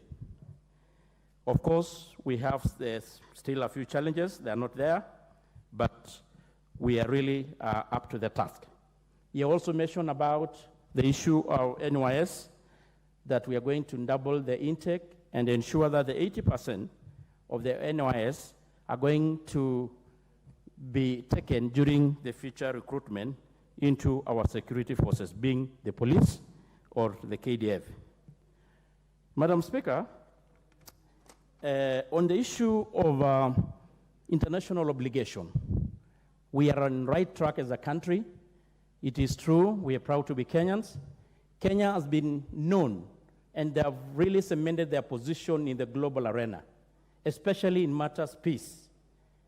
We are currently participating in several countries, helping those countries stabilizing the peace. And even it is in this that I don't want to preempt, but we know, of course, the issue of our anticipated deployment of our forces to Haiti to help that country to maintain their peace. Madam Speaker, on the issue of food security, the President was able to really put it in clear terms what the Kenya Kwanza has managed to do, starting from subsidy on fertilizers, which has enabled the produce, the food, which has really enabled, Madam Speaker, the harvest to double in less than a year. You have talked about issues to do with the provision, reducing the post-harvest by provision of the dryers. And I'm proud they talked about the first consignment is just it will be in the country in a short, maybe in a week or two.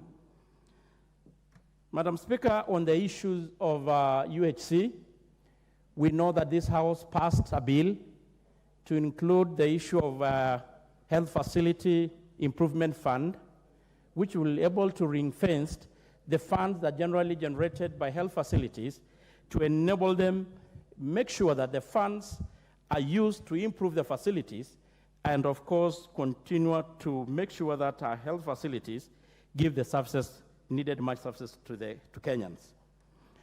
And it is going to be a game changer, Madam Speaker.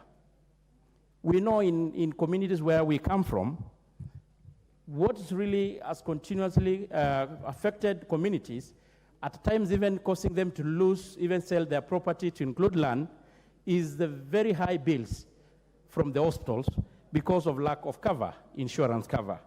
It's going to be a thing of the past once this program is rolled. And it is a big achievement, and it is a commitment and a promise that the President has really lived up to.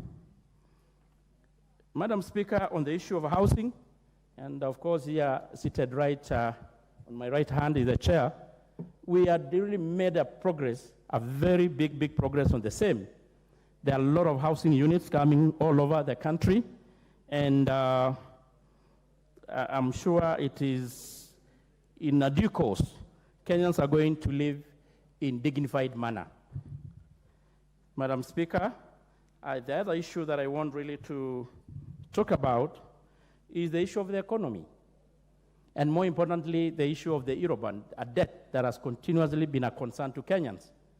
It's true, as been reported by a majority and members who have spoken ahead of us, we were in a hole. When the Kenya Kwanza government took over, we know the kind of burden, the kind of debts that are really on our shoulders.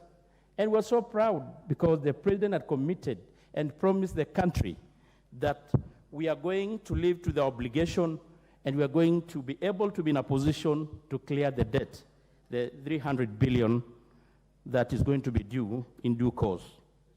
And it's something that, of course, it has been a concern to the country. And of course, we know the challenges that are there, including, of course, and I think the president made it very clear. The right thing to do is to do subsidy to the production, not consumption. And that is exactly what they're doing. We had a government to government, Madam Speaker, is a mechanism and a means of trying to lower the cost of petroleum product. And if the president did not take the intervention, I'm sure we could be talking of a different story now. Madam Speaker, of importance, also the president talked about our continuous role to honor our international obligation as a country, and he went further to illustrate the several international security missions that Kenya forces are undertaking currently and even in the past. And it's something we are proud as Kenyan to, Madam Speaker, to mention that as a country, we are continuously making Kenya proud. So, Madam Speaker, to me, I think the president was able really to, not really mincing his own word, he shared a picture of a promising future. He managed to share a picture of a right trajectory, a country which is on the right path to prosperity. The challenges are going to be there, but we will surmount, Madam Speaker.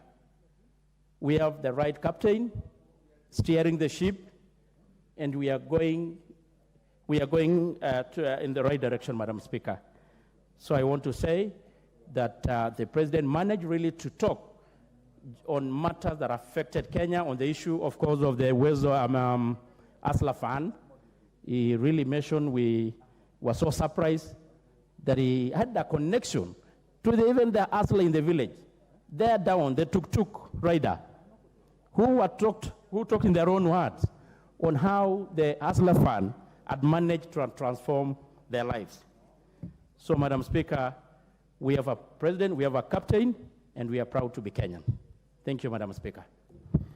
Thank you. And before I call the next, the Honorable Esther Passaris, member for Nairobi County, someone just asked, what did Honorable Ken Chonga do? For the avoidance of doubt, I asked him to leave under Standing Order 107A, which states that a member commits an act of gross disorderly conduct if the member defies a ruling or direction of the Speaker, declines to explain or retract use of unparliamentary words, and declines to offer apology despite being ordered to do so. And you saw that I severally requested Honorable Chonga to do so, and then demonstrates or makes disruptive utterances against, despite being asked not to do so. And you saw that even without the mic, he continued. So it's on that basis, because the standing order is quite clear, that the Speaker may call upon the member whose conduct is grossly disorderly to withdraw immediately from the presence of the Assembly for a minimum of 5 days and a maximum of 28 days. So he has to keep away from the presence of Parliament for 2 days. 5 days. Just wait. Just trying to quote that. I said 2 days. Just wait. Minimum of 5 days. Yes. Actually, it's a minimum of 5 days. So unfortunately, he has a minimum of 5 days. Let us proceed. The Honorable Member for Nairobi County.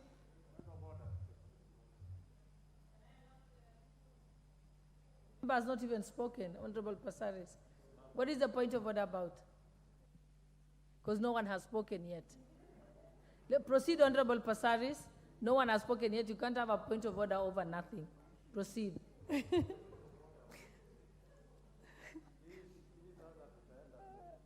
Thank you, Honorable Madam. Kibagendi, Sorry. I was referring to a decision I'd already made, so it's not a new matter. Proceed, Honorable Passaris. Thank you, Madam Speaker. Thank you, Madam Speaker. Madam Speaker, Madam Speaker, I am standing here, sorry for the distraction. Can you please stop shouting point of order? I want to contribute. Yeah, but I haven't even spoken. Thank you, Madam Speaker, for the opportunity to contribute to the State of the Nation address by His Excellency President. Madam Speaker, I need some protection here because I keep speaking and he keeps saying point of order, so I really don't know what I'm supposed to do. Okay, so I want to contribute to the motion. I want to... Honorable Passaris, ignore him and address Madam the Speaker. Speaker, I suffer from OCD, and the problem is he's right next to me, so he's really distracting me. Please, can you wait until I finish and then... Don't address him, address the chair. Through the chair. Through the chair. Okay, Madam Speaker. You're losing your time. Madam Speaker, I take this opportunity to speak to the State of the Nation address by His Excellency President William Ruto. And I have to say that the first thing that caught my attention is the respect that the President gave to the august House by calling us distinguished members, democratically elected. And also, I have to take note of the fact that every time we have a function where the President is, he gives utmost respect to elected members, which I never saw in my last tenure in Parliament. So I have to commend him for that. That puts us in a relationship where we can actually respect each other and work together. The President talked many, many times, mentioned the word national values in his speech, and I think we need to really have the national values of our country defined, because that is something that once we understand what our national values are, then as citizens and leaders, we should be able to move forward. And our national values are enshrined in our Constitution, and they are also enshrined in our national anthem. But I think we have forgotten our national values, and the reason why I say that is because sometimes when I take a drive on the highway and I see the street lights that have been put by the various bodies that put street lights on our roads, and I see that the street lights with solar have all been stolen on the highway, I feel that somewhere along the line we have no respect for the things that the investments that we make to get this country to become progressive. So I feel that we need to do a lot of work in defining our national values to the people. He talked about dignity and dreams, restoring the dignity of our citizens and the ability to dream. He talked about the challenges, and he did not shy away from telling us that we do as a nation have a lot of challenges, and we were in a deep hole and we need to get out of those challenges. And as a result of us working together, we'll be able to share the prosperity that was envisioned by our forefathers and the prosperity that he hopes to achieve for the nation of Kenya. Honorable Speaker, Madam Speaker, this week we have seen the return of David Cameron to as UK Foreign Secretary. He was a former Prime Minister, and he has actually been put into the government again. And when he was speaking in an interview today on CNN, he actually said that as a public servant, he is looking forward to coming back at such a time as this to be able to help steer the country and the world into the right direction. I feel sometimes as an opposition member that we should actually look as members of the opposition on how we can help and aid the government to be able to deliver to the people. We are all citizens of this country, and that we know that the country is in a place that really begs for attention in the positive way. So I really, as a member of the opposition, I really stand here and I say that the President is trying. He is working hard. He is traveling and trying to create bilateral relationships with other countries so that together we can be able to steer the... Thank you. Your time is up. Member for Nairobi. Member for Molo.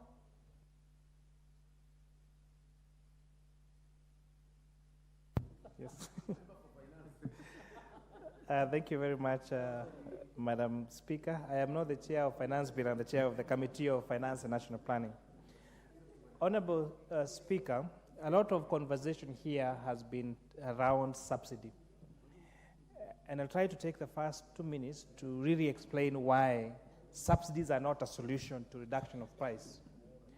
If you look at a demand curve, Honorable Speaker, a demand curve slide, if you have prices on the vertical on the left and quantity here on the right. A demand curve slides slopes from left to the right, meaning the higher the price, the lower the quantities people will demand of that particular product. Of course, unless that product is probably a luxury good, for example, but all factors constant. A supply curve slants from the right. Economic theories, it is practical. Even now, farmers are not willing to sell their maize at a lower cost, even though they were subsidized their fertilizer by more than 160%, Honorable Speaker. But the advantage of this program, it going to farmers, it means that this money is going into farmers' pockets. Those people at the bottom of the pyramid, what we call the bottom-up economic transformation. And therefore, the increase of circulation of money to those farmers by increasing their disposable income, because their cost of production is lower than for example, the previous year it should be, then you'll find they're spending more, and that will even see the velocity of money increasing in the market, Honorable Speaker. Having settled that on Madam Speaker, what are some of the highlights, as the President said? Education of teachers, recruitment of teachers, clarity in JSS, reduction, as I said, of fertilizer, healthcare, moving from curative, preventive ways of fertilizer, the digital highways, the ICT hubs, because all these, Honorable Speaker, are geared towards enhancing our human capital. Because the biggest resource we've been able to prove as a country we have is not necessarily coffee for export or tea for export. It is human capital. And that is why our remittances from our brothers and sisters in the diaspora, our highest foreign exchange earners. So these Honorable Speakers, as ably said by the President, will lead to reduction in cost of living and better times for this Republic of Kenya. They are started to be here, and they are even coming, Honorable Speaker. With that, I beg to support. Thank you. The next chance will go to the member for Busia, Honorable Catherine Omanyo.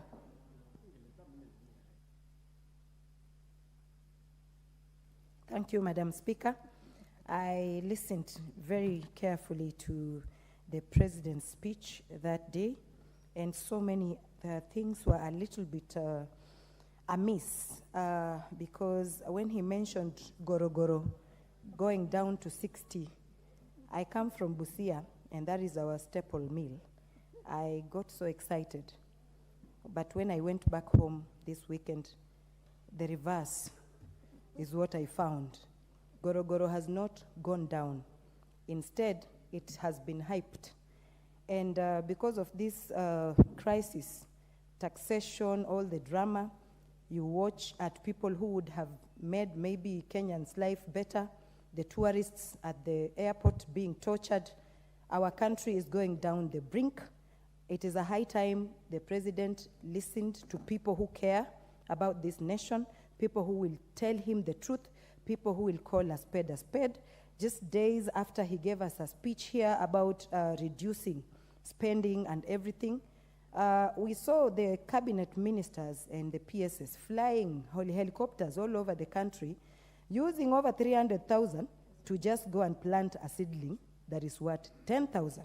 So I said, where have we really gone wrong to God? Maybe God is punishing us because we have done things, carried the Bibles all over and said God is God, but I think the things that we do, if you do not seal the gaps of corruption in this nation, Kenya, but you insist on adding or increasing the taxpayers, then the same money that you say you have achieved is still going to these tunnels of corruption. So there's a lot of confusion. The President told us there will be no El Nino. The weather forecast people said there will be El Nino. Some of us who are farmers were forced to harvest prematurely, fearing the destruction that would be caused by El Nino. After a while, the President said, no, these people at the forecast department lied to all of us. And then just recently, again, I hear the Deputy President say, now whatever we are receiving is El Nino.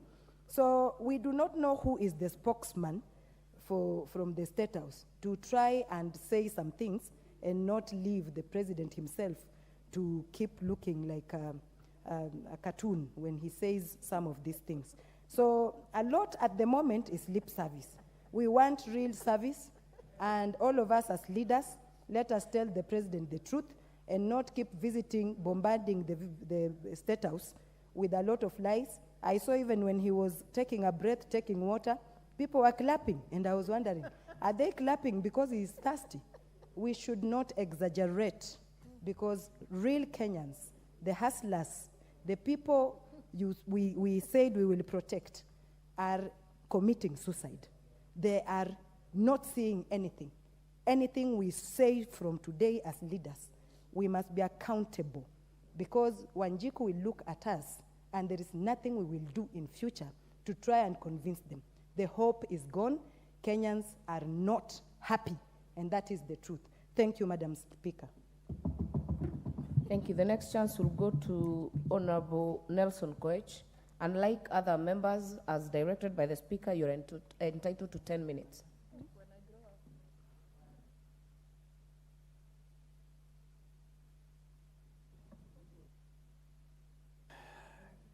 Thank you, Honorable Speaker, for giving me this opportunity. Honorable KK seems to have an issue with the time, but I will try to be very brief to allow other members also to make that contribution.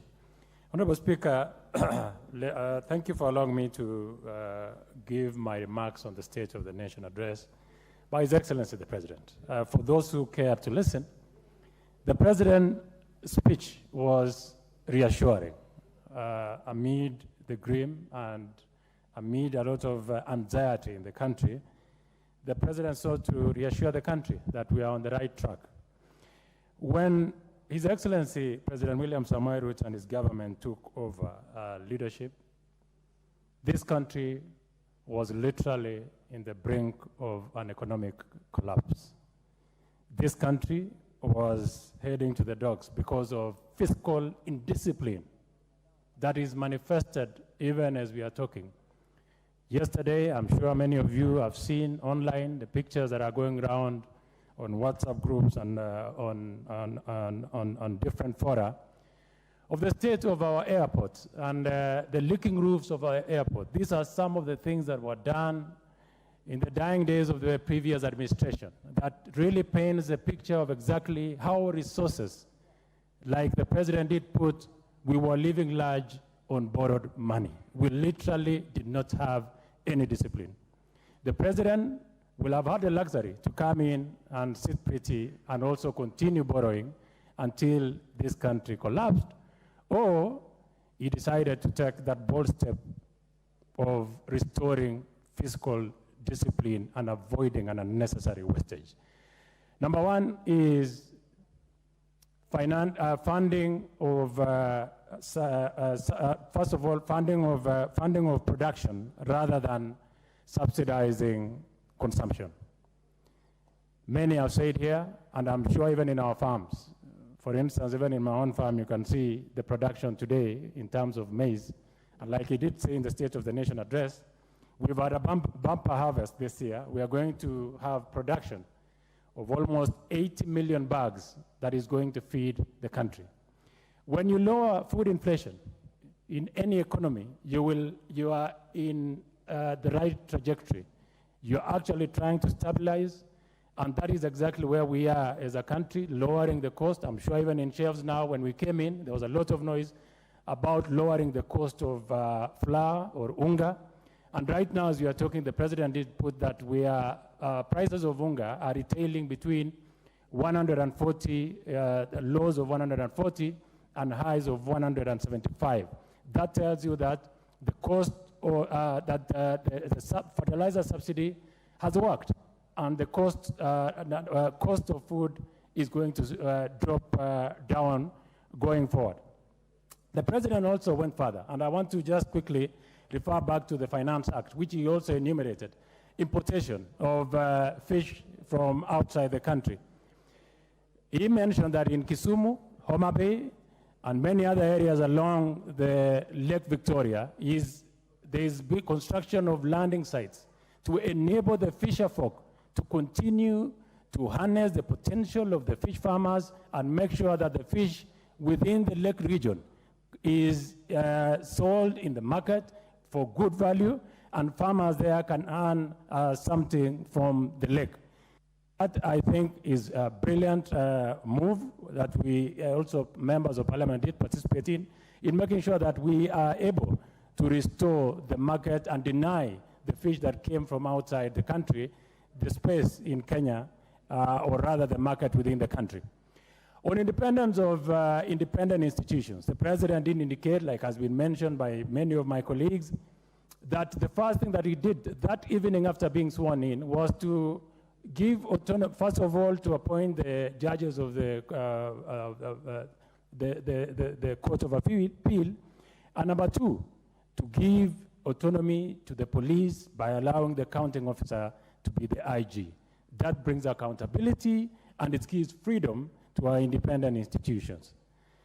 On sugar sector, the President did mention that in the new sugar sector, he has written off billions and billions of loans that were owed to different sugar milling companies to allow all those in the sugar growing areas an opportunity again to start afresh and to bring sugar industry back on the fold and to allow as many farmers as possible to utilize the potential in the sugar sector. Order, Honorable Koech. Just for the benefit of members, just take your seat for a minute. I know members were asking why the member or the chair for defense was given 10 minutes, and this was a resolution by the House, and it was made that the chairperson on the Committee of Justice and Legal Affairs should speak to the report submitted under Article 132.1 of the Constitution, realization of national values. The chairperson of the Departmental Committee on Defense, Intelligence and Foreign Relations is to speak on the report submitted under Article 132.1 of the Constitution relating to the progress made in fulfilling the international obligations of the Republic. And finally, the chairperson of the Departmental Committee on Administration and Internal Affairs to speak on the report submitted under Article 247 of the Constitution relating to the state of security of the country. That is why there is an extra 5 minutes for those three chairs, as has been decided on the House. So even as you conclude, Honorable Koech, ensure that you also touch on the international obligations. I was going to finish with that, but on the international front, economic diplomacy that the President has engaged in for the last 1 year, it's been extremely gainful. I'm sure even today many of you are aware that China is now relaxing its rules, visa requirements for traveling to China to enable ease of business. The President has done so many trips outside the country, all that are meant to benefit this country in terms of financing or different sector, energy, agriculture, and many other sectors that the President has engaged in. Most importantly is in peace. Kenya now has been, is an anchor state for peace within the region. And the President has continuously engaged, particularly on areas of security. It is also noteworthy to the House, Honorable Speaker, that we have our Kenya Defense Forces, amongst other forces within the region, in DRC, trying to restore peace in DRC under the umbrella of ICRAF, and that has been largely successful. In the area of the defense, Kenya, that has been restoring some order in Somalia. As we enter into the drawdown by our military officers, it is also worth noting that Kenya has succeeded in restoring some normalcy in Somalia, and very soon our officers, as indicated, will be back in the country. And that is important because instability within the region is instability within our country. The President has continued to make sure that countries within our borders continue to be peaceful, and part of that is making sure that the deployment of our officers and security forces continue until there is peace within our borders. Within the country, in the North Rift, You remember, Honorable Speaker, that earlier this year, as a joining force with the Kenya Police Service, the Kenya Defense Forces was sent to the North Rift, and I'm sure honorable members from that region can attest to the fact that even though there has not been complete removal of the insecurity in that region, there has been relative calm in the north of our country. Honorable Speaker, with those very few remarks, I beg to support. Thank you. Chair, Labour Committee, Member for Runyenjes, Honorable Eric Mushangi. Thank you, Honorable Speaker. Honorable Speaker, I was sitting here last week when His Excellency the President was delivering his speech, and I was following very keenly to listen to the issues that affect our people. And I am glad that the President spoke to a number of things that really are impacting on our people. And one of the things that he talked about, Honorable Speaker, is an issue to do with farming. Because, Honorable Speaker, a hungry nation or a hungry people, a hungry person is an angry person. What that means is, Speaker, that you cannot please people when they are hungry. And one of the things that the President started by doing was to subsidize fertilizer. And Honorable Speaker, I was listening to him as he was mentioning a farmer from Embu County by name Albert Munyi.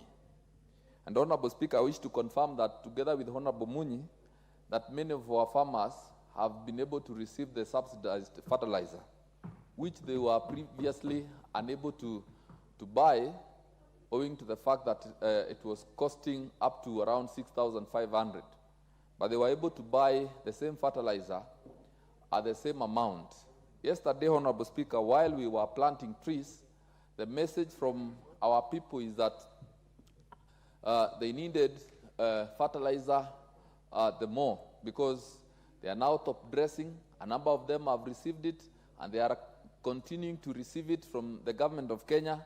And we wish to appreciate and thank the President for thinking about food stability and availability and security in our country, because that is actually what causes a lot of people to make noise when they cannot afford their meals. Honorable Speaker, I was delighted to listen to the President talk about coffee and tea. And I was delighted this morning that I saw His Excellency the Deputy President chair a committee that was supposed to operationalize the money that was made available for the coffee farmers. Because right now, as we speak, the farmers are anticipating, are highly expectant of the money that they are supposed to be given from the sale of their coffee. So we are delighted that our farmers are going to receive the money. What we would like to request from the government is for the CS cooperative to make sure that this money is available for the farmers as fast as possible, so as to make sure that they don't continue suffering from the delays in the disbursement of these funds. Honorable Speaker, I was delighted to listen to the President talk about the universal health coverage. And you see, this is an issue that is very dear to Kenyans, because a healthy nation is a wealthy nation. And I remember a few weeks ago we passed a bill here, the Facilities Improvement Bill, which is supposed now to ensure that our level 4 hospitals, for example, are able to utilize the funds that they collect. Because what used to happen is like, for example, a level 4 hospital like that of Runyenjes, once they received funds, they were not able to utilize the same funds. They were channeling the funds to the county coffers, and then wait for the same funds so that they procure fuel for the ambulances, or even buy essentials that they could have otherwise bought from the finances that they receive. So we believe that the approach that the President has taken on the issue of UHC is going to work for the benefit of the Kenyan people, so that we can take care of our health. Honorable Speaker, I wish to say that even in the challenging times, we require great leadership. And we thank the President for providing strong leadership as he steers this republic out of the debts that we owe the Western countries, the Chinese. We believe that better days are ahead, and it's just a matter of time. With those few remarks, thank you, Honorable Speaker. Thank you. The next chance will go to the member for Masinga, Honorable Joshua Mwalio. Thank you very much, Madam Speaker, for giving me this opportunity to be able to speak on the President's speech. I want to say that I like the way the President started in one of the phrases. He said, together with the people of Kenya, we have changed everything. That means that the President is following what the Kenyans are saying in terms of his leadership and in terms of what he needs to do for this country. And I want to say that one of the things that is troubling us is the cost of living. And in the cost of living, it is being addressed by the farmers that have been able to come out and do a serious farming. And by so doing, the government are given the subsidy of the fertilizer, which is able to reach every Kenyan. In Masinga, my constituent, which is in a very remote area in Machakos County, even the farmers receive notifications in their phones on when to pick their fertilizers from the depot. And even there is a conversation that they are saying that the NGCDF should build for them a store, so that we can have a store in the constituency instead of us having it in the regional center. And that is a conversation that we are going. That means there is a goodwill in this fertilizer, and the farmers are taking it very positively. I am aware that the digital transformation is also going on, and I've been able to do in my own constituency in the previous term 4 hubs that I have seen a lot of change as far as the young people are concerned, because they have been able to do their work, do their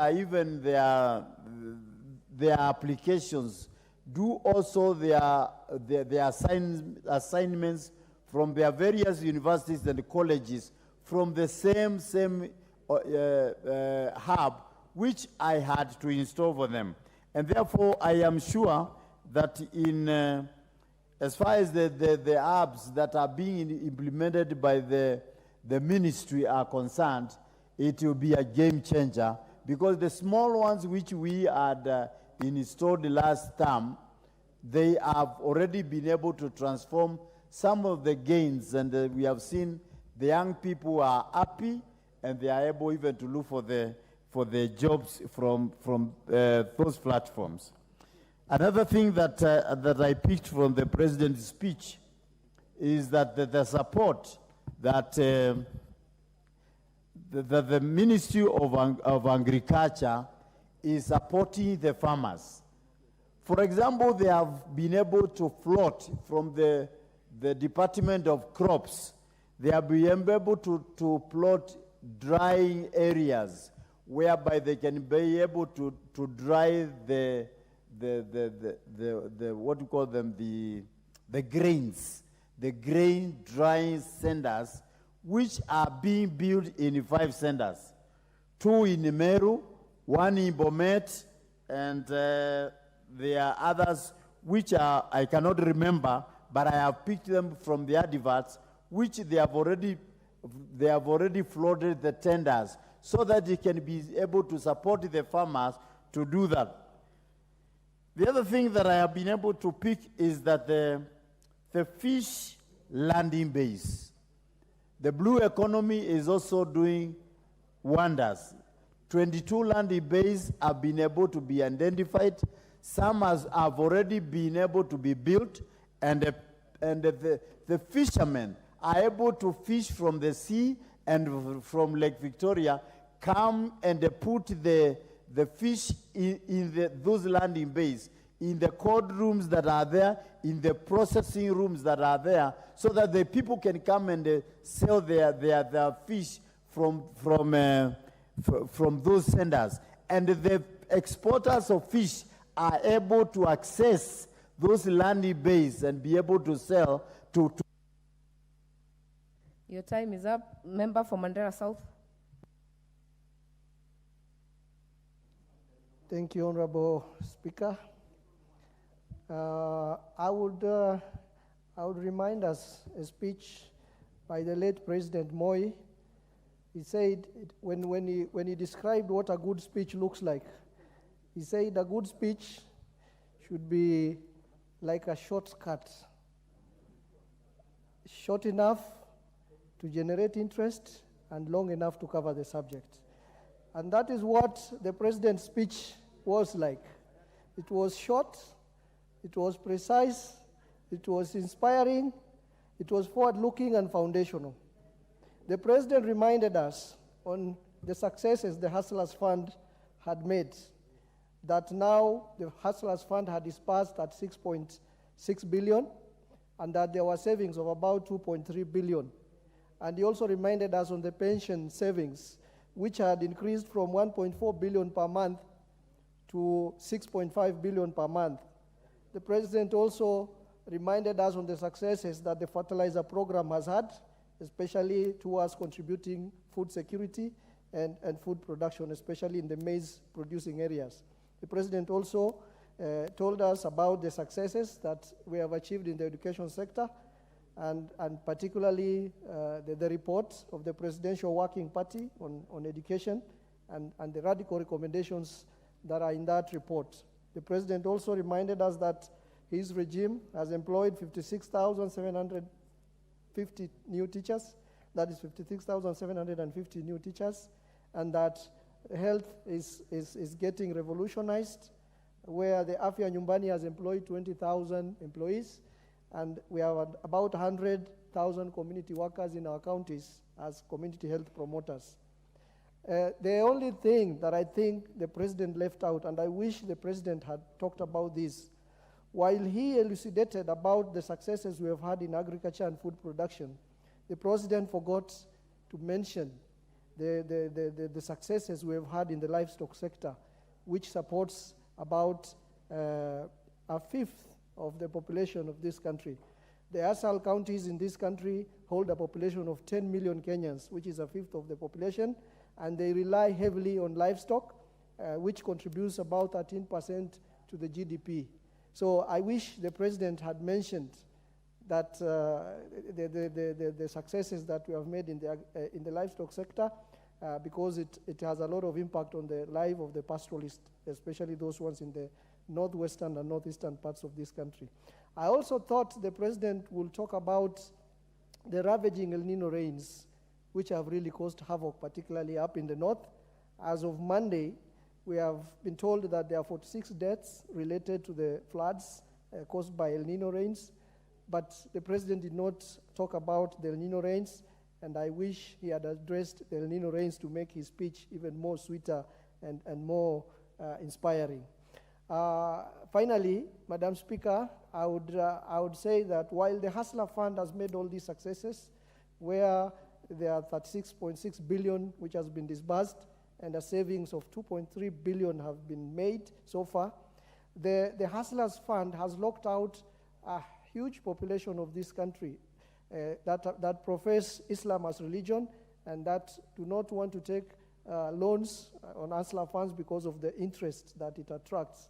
And I wish going forward we will discuss Hustler funds and how it can accommodate all Kenyans. Because when we are talking of financial inclusion, it should be financial inclusion for everybody. It's not financial inclusion for section of people, but those ones who are also restricted because of cultural and religious factors, they should be taken care of. Thank you, Madam Speaker. Thank you. Member for Moiben.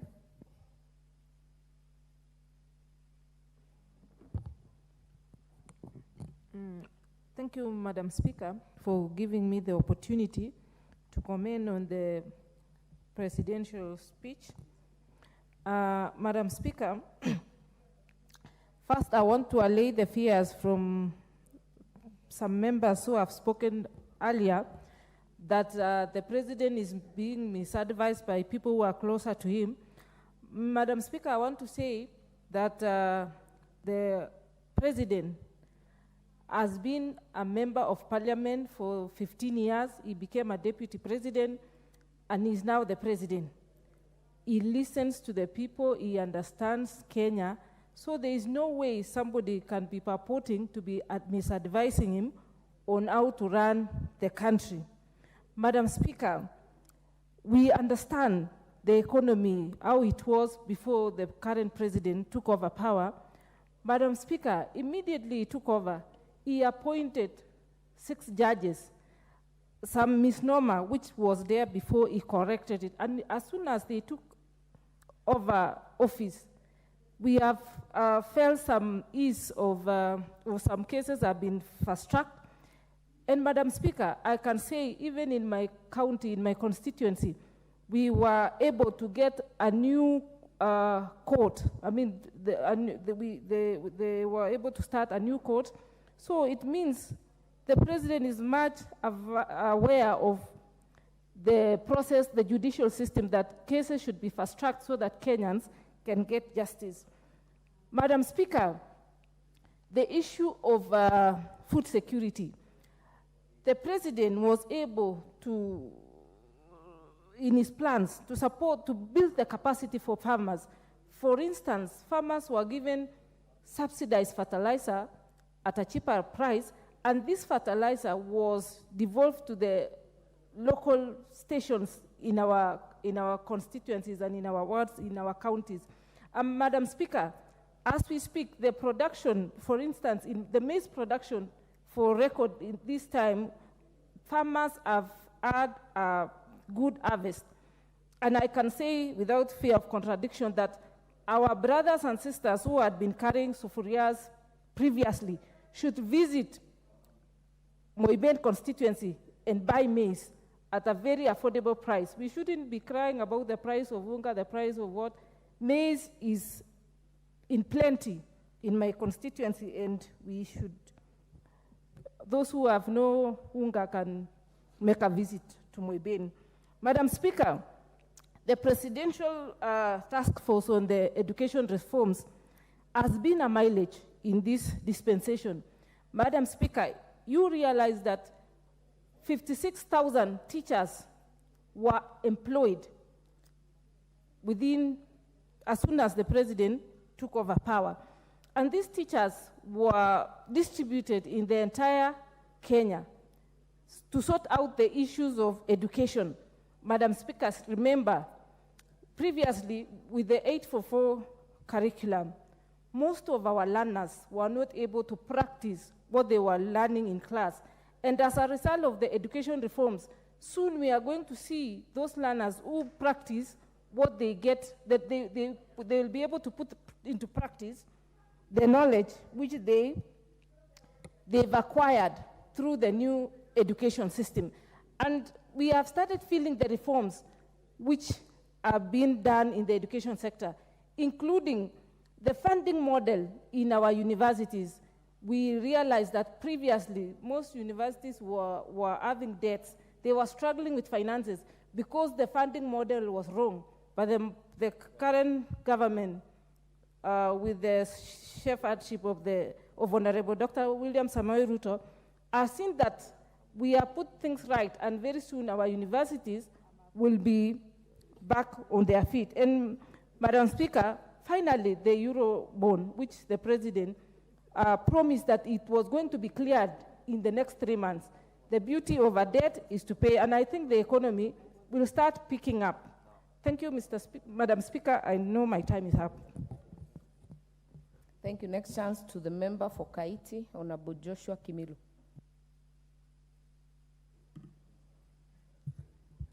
Thank you, Madam Speaker, for the opportunity to contribute on this important speech of His Excellency, the President, Samoei Ruto.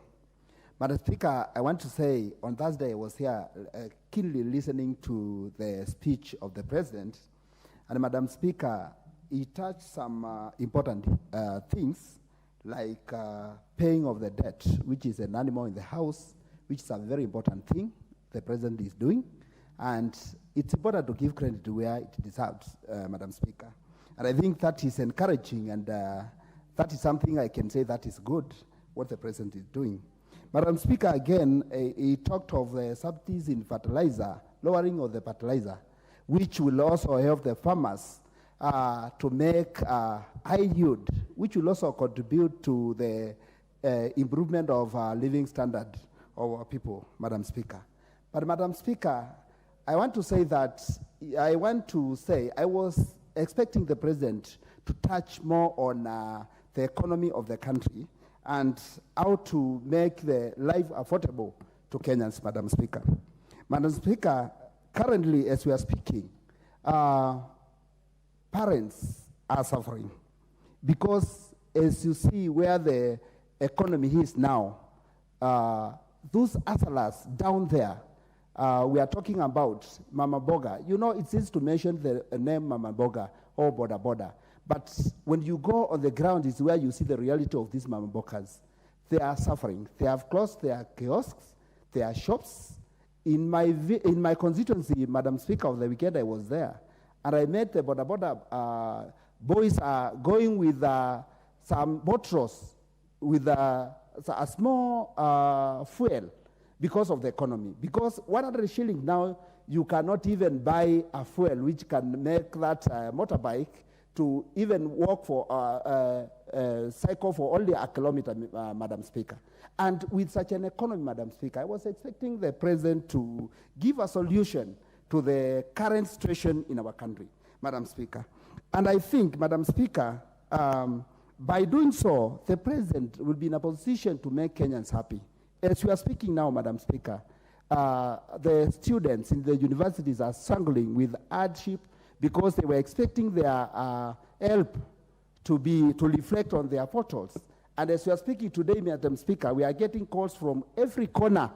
Our students are calling us, asking for bursaries. And as you know, Madam Speaker, the bursaries are not being dispatched, the CDF money. So we are expecting the government, current government, to dispatch the help to our students so that they can also help the parents. Because with the current situation, Madam Speaker, we are heading to the wrong direction, Madam Speaker. I was also expecting to see the President talking of the store projects, which were started by the former regime, Madam Speaker. Because, and Madam Speaker, one day, because I know I'll become a president of this country, I'll make sure if I join the office, I'll make sure that I complete all the store projects which were started by the former presidents, Madam Speaker. Because it is very important. Madam Speaker, this year, when I checked the budget of last financial year, Madam Speaker, there's a road in my constituency from Sultanahmud to a place called Kikoko, Madam Speaker. That road was started 2016, Madam Speaker. But last budget, there was 500 allocation of 500,000, which was allocated to that road in the budget. But Madam Speaker, that money was removed. And now, as we are speaking, that road is pathetic, Madam Speaker. This morning, when I was getting a call from the OSPD and the DC, Madam Speaker, 5 secondary schools, their exams delayed. They started around 11 because of the bad weather. That road was done halfway, and I was expecting the President to talk of such projects because it can also be a mileage to our people, Madam Speaker. Even if, Madam Speaker, it means that because although the current government talked of shares in this government, Madam Speaker, I want to remind the President he was elected to be the President of the Kenyans, all the Kenyans. And I want to see, Madam Speaker, the President serving equally all the Kenyans because we belong to this country. Your time is up. Member for Marakwet West, Honorable Timothy Toroitich. Thank you, Honorable Speaker, for giving this opportunity to contribute on this very important debate. Honorable Speaker, I wish to thank His Excellency the President for the eloquent presentation which he made to this House, giving hope to the majority of Kenyans who voted for him and those who did not vote for him. That was a uniting speech, Honorable Speaker, that the President gave in this House. Honorable Speaker, majorly is what it dealt with is the rule of law. Honorable Speaker, we have a President who has shown outrightly that is a President that respects the rule of law in this country. Honorable Speaker, when he talked here, Honorable Speaker, he said that the first decision he took to show that he respects the rule of law is by appointing the 6 judges. Honorable Speaker, for me, that was a fundamental step towards the respect of law and independent institutions in this country. Honorable Speaker, you remember the 6 judges were pending and were not appointed by the other regime because of issues that were not clearly highlighted at that particular time. Honorable Speaker, also the allocation of judiciary, 3 billion shillings. For me, that will give independence to our judiciary. And a country only survives when the person who is at the head of the executive respects the decisions of the judiciary. And the President of this country has shown a lot of restraint in respecting the decisions of judiciary. He has never come out at any one time to criticize the decision of judiciary, whether it favors his government or it doesn't. Number 2, Honorable Speaker, the issue of security or insecurity. Along Kerio Valley, you remember that at some point there was deployment of the military. Honorable Speaker, as a member who comes from that region, I can say that the deployment of the military was done in a manner that respected human rights. You never heard of extrajudicial killings in the North Rift. And that is one of the issues that I want to highlight and give utmost respect to the President as the Commander-in-Chief of our defense forces, because you never had matters to do with compromise of human rights in that region. And we pray that peace shall prevail in that particular part of the country. Honorable Speaker, on the issue of agriculture, the President made it very clear that he moved away from consumption subsidy to production subsidy, meaning that the issue of subsidizing fertilizer has assisted in agricultural prosperity in this country, because this year the maize yield will move from 44 million bags of maize to a projected yield of almost 70 million bags of maize. So that means that the production subsidy in fertilizer has improved food production in this country and will ultimately lead to a drop of prices in the commodity of food commodity. Honorable Speaker, on the issue of inclusivity, the issue of national dialogue that is currently ongoing, for me, a president that has been elected in a majority vote, someone went to court, challenged that decision, the same court rendered a decision that that president was validly elected and goes ahead to accept a national dialogue. Madam Speaker, for me, we should give credit to our president. And he has embraced it. He was very clear in the statement here that he embraces the dialogue led by Honorable Kimani Ichung'wah and Kalonzo Musyoka. And that, of course, will cement the kind of leadership and the legacy that this president will leave behind. Honorable Speaker, in terms of education, the task force, the reform task force, the presidential working task force that was formed by the president, for me, it is a progressive step in terms of the new curriculum of education. Honorable Speaker, the president was very clear and candid that since he came to power, 56,750 teachers have been employed in this country, something that was unprecedented. For me, it is one of the ways that this president and the government has created employment, and it is something that I lauded in his speech. Consequently, 8,200 teachers were retrained for the purposes of JSS. For me, it is an achievement that it is something that the president is taking for the president and this government, because most of the teachers were trained. Also, the teachers training college, the enrollment of TTC has increased by 300%, according to the speech of the president, to almost 20,000 trainees who are recruited to join teachers training college in this year. So, Lord Speaker. Your time is up. Majority Whip. Thank you, Honorable Speaker. Honorable Speaker, I also want to contribute to this very important motion or discussion about the President's speech. And Honorable Speaker, I listened keenly from the point the President started addressing to the last. And I was taking notes, which are with me here. And I noticed a bit of some confusion with Honorable Renee Mayaka when the President was reading. She was asking the colleague seated next that why is he not reading today? Because she did not see the President looking down, of course. But I want to tell her that, of course, the President has everything about this country in the head, so he wasn't reading. You are right. He wasn't reading at that point. But, Honorable Speaker, there are so many things that we promised people when we were campaigning. We told people about the housing. That is one of the agendas. We told people about food security. We told people about markets. And we also told the hustlers that we'll be having hustler funds.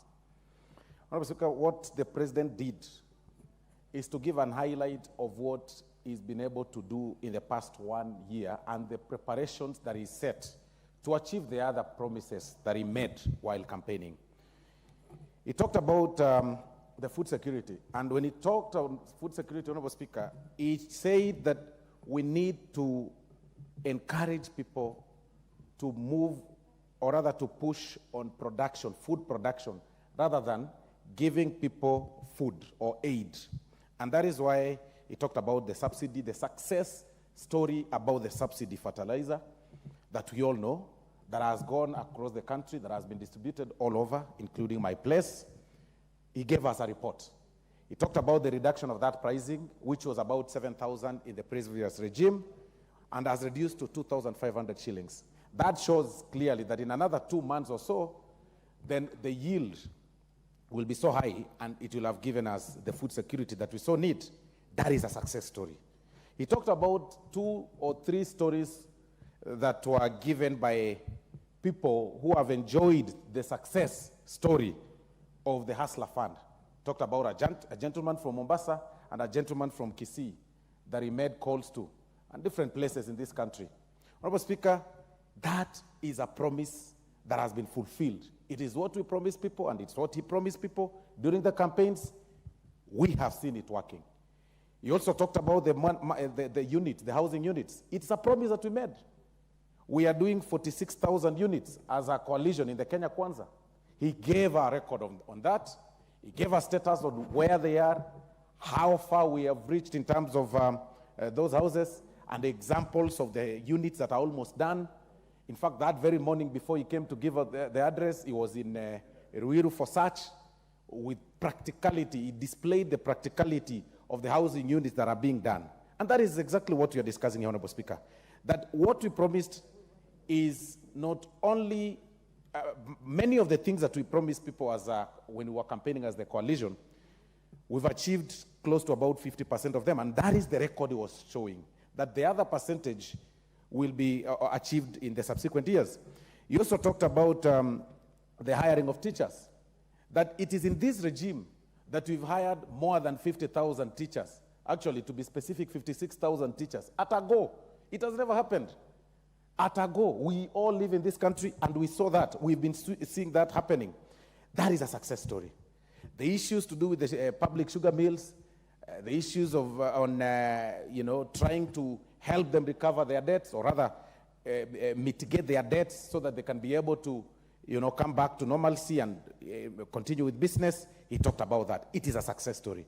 So, Honorable Speaker, there are so many things that will very positive things, including also the judiciary, the independence of the judiciary, that we've now empowered the judiciary with more funding so that they can be able to make decisions without really depending on on the executive entirely. So, Honorable Speaker, I think I have not had a very good presidential speech before, and I think this was the best so far, because we are used to speeches that really are just stories, but this one, Honorable Speaker, was...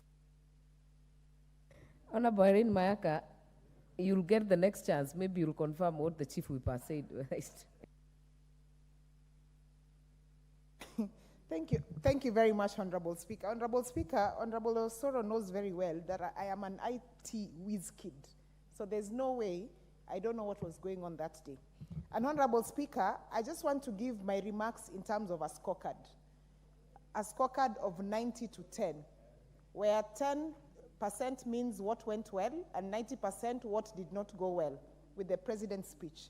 Number one, and I think the Honorable Osoro preempted what I was about to say, is that there was a trending video of my CII chair, the Honorable John Kiari, talking about how well the President was conversant with the teleprompter. And I just want to say, I will give him 5 marks for that, because by using the teleprompter and not using papers to speak, the President actually saved half a tree. So 5 marks to that. Honorable Speaker, the President spoke about the bottom-up agenda. And the other 5 marks I want to allocate to that, because it is true, Honorable Speaker. Our taxes have moved from bottom to up. The Kenya shilling has moved from bottom to up. Cost of living has moved from bottom to up. So the President is very right that he is focused on his bottom-up agenda. And that I give 5 marks. Honorable Speaker, for my 90% of what did not go well in that speech. Number one, I was expecting to hear a lot about the macroeconomic issues we are having in this country right now. Our inflation is at a bad rate. The central bank-based lending rate is doing extremely badly. And I really, really wanted the President to give us a clear picture of that, because numbers never lie. Honorable Speaker, on the cost of living, and this is a cause of worry for all of us, including those of us who want to vie in 2027, because you're going to have extremely tough conversations with Kenyans, expressing and explaining how you think cost of living is doing well. Honorable Speaker, the other day I was at an eatery, and I went to the washrooms, and there were some young ladies there who were seated, and if I may quote what they were saying, unajua hii serikali tunaogopa kwa sababu hata sisi wale tunaosha choo wanaweza kuja waanze kututax. That is the kind of conversation that is going on out there. Kenyans are worried. Things are not looking good. Things are bad. And we need to stop painting this rosy picture of giving people hope like this is a Mexican soap. It is not a Mexican soap. Things are bad in this country. Honorable Speaker, the other day we were even being told that now a young person who has just turned 18, instead of spending 200 shillings, they will spend 1,000 shillings to get an ID. I just want to tell the honorable members that come 2027, because now they are saying IDs will cost 2,000, the people who are going to vote for you, they will all say their IDs are lost, so that you give them 2,000 shillings to get new IDs. You're not seeing the arm of what this is going to do to us.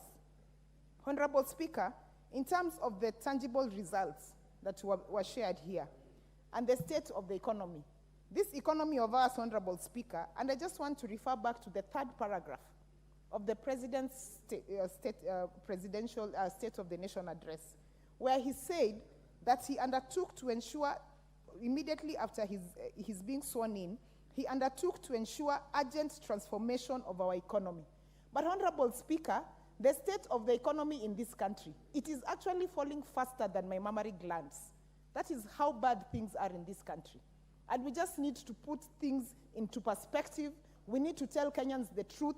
And I just want to say, we cannot be having a speech of 1 hour and 6 minutes, just giving us hope and not telling us the true state of our country. Honorable Speaker, we live in a country where right now, our international airport is leaking water. And I saw a Twitter fight between the Honorable Senator Cherangei and the CS Murkomen. It has become a state where the children of Kenya Kwanza government are eating each other, literally. Why are you going to social media to tell us about the bad issues What's that are out of going order, on? Honorable Soro? Honorable Speaker, is it really in order for Honorable Irene Mayaka to mention people who are not in this house, you know, and they can't really defend themselves, and also to lie to the public that without really without substantiating the fact that the JKIA is leaking? I mean, really, which part is leaking? The JKIA is so massive, it's so big. I mean, she's confusing her House, Honorable Speaker, with the JKIA. I really... Honorable Osoro, I will leave that to be a point of debate. And what I would guide you, Honorable Mayaka, is not to mention a senator, because it's against the standing orders without a motion. But the rest of the issues raised by Honorable Osoro are snippets of debate. Thank you, Honorable Speaker. Honorable Speaker will withdraw mentioning specific names, but I just want to lay the facts as it is. Honorable Osoro, the international departure of our country. The other day, there was a video trending of where it was leaking, where passengers are actually putting their luggage to be measured. And I just want to tell you, Honorable Osoro, that my house has no issues. It's just that I cannot invite you there. But I just want to tell you, my house is not leaking. What is leaking is the government of Kenya. It is leaking because there are issues, and you need to start addressing the issues and not look at personalities. And Honorable Speaker, as I finish, so that I can donate the rest of the time, I just want to say this, that 10 years ago, we had a very high intake of treasury bonds and treasury bills in this country. Right now, we don't even have Kenyans investing in that space. And we need to be very concerned as a country, because that is one of the avenues of the government being able to actually raise funds, and they cannot do it even from local investors. And even worse, Honorable Speaker, is that the central bank has gone to the extent of allowing the commercial banks to be able to have the depository accounts so as to encourage more Kenyans to trade in this space, but it's not happening. So things are bad, Honorable Speaker. And as I said, we need to take care of these issues so that our economy can stop falling as fast as our mammary glands. I thank you. I don't want to ask which exactly glands, like Honorable Chanda is asking, but I'll give the next chance. Of course, your time is up, Honorable Mayaka. It's not donation. You have actually exhausted your time.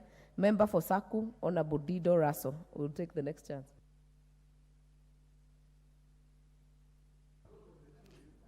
Thank you very much, Honorable Speaker. Honorable Speaker, I wish to add my voice to this debate on the President's address to the nation.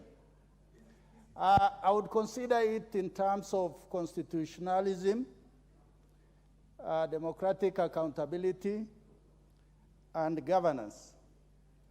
Honorable Speaker, we have lived in this country long enough to understand what actually is really going on. This is the first president who is telling Kenyans that this is what I am doing, and this is a clear glass. Look at me and judge me with what I am doing. I think it's a rare thing. We have also seen the last government. What they were really doing was, there was a lot of opaqueness. Many of us, we were in this house, and we actually didn't know that we were borrowing money from individuals, we were subsidizing individuals, and in the end, there were just a few cartels who are milking Kenya dry. Today we are telling each other that this economy is not doing well. This president is not doing well. No country in the world can be turned around in the span of 1 year. But this president has given us some of the very important things he has done. It is Bill Clinton who said, economy is stupid. This president said, bottom-up economic agenda, where he is saying, let us reduce external debt. Let us reduce internal borrowing so that we do not crowd out the private sector and the individuals who wish to bank into the economy. Honorable Speaker, one of the problems in this country has been wasteful borrowing. where we are borrowing from the Chinese, the multilateral donors, IMF, World Bank. And in the end, Kenyans are told, pay through your nose. Our honorable colleagues from the other side are really crying that the economy is not doing well, and our people are bad-mouthing the Kenya Kwanza government. I think from what the president told us a few days ago, is basically saying, trust me, work with me, I want to fix the economy. And in Kenya, if we don't fix the economy, I think all the other sectors will just be phantom. We're just trying to believe in what is referred to as hot air. Honorable Speaker, the issue of subsidies, we have been told, and somebody even on the floor of this House attempted to elaborate, we should not be digging when we are in a hole. We should never throw away good money after bad money. The idea of subsidies forces us to borrow much, much more, and yet at the end of the day, it is our debt as a nation that continues to rise. Honorable Speaker, the other important thing that the President talked about is food security. Unless we are going to be food self-sufficient in this country, buying food from outside, spending so much of our foreign reserves, I think it must stop somewhere. Finally, it is the issue of waste, negligence, and corruption that the President must ruthlessly pursue. With those remarks, I beg to support this particular debate. Thank you, Honorable Speaker. Thank you, Honorable Member. Next chance will go to the member for Tigania West, Honorable John Mutunga. Thank you, Honorable Speaker, for this opportunity to also add a few ideas on this particular report. Honorable Speaker, the President of Kenya, our President, did well to fulfill his mandate as per the Constitution. And our President made a speech that, or rather give a report that so far, and I've listened to many, is equal to none. He did recognize that he was speaking to democratically elected leaders of this nation. He gave an emphasis on the transformation, that transformation is necessary and it is urgent in this country. And this is in line with our plan as the Kenya Kwanza, the fact that we have a plan that is transforming this country. Honorable Speaker, the President said that he has a duty to listen and to supply to the needs of Kenyans. That means he is an objective president and is a listening president, that we can attest to this because we have interacted with them in many places. Honorable Speaker, if I may give my personal opinion on this particular report, Honorable Speaker, it was finely balanced, objective, and factual. A few issues in view of the limitation of time. Honorable Speaker, the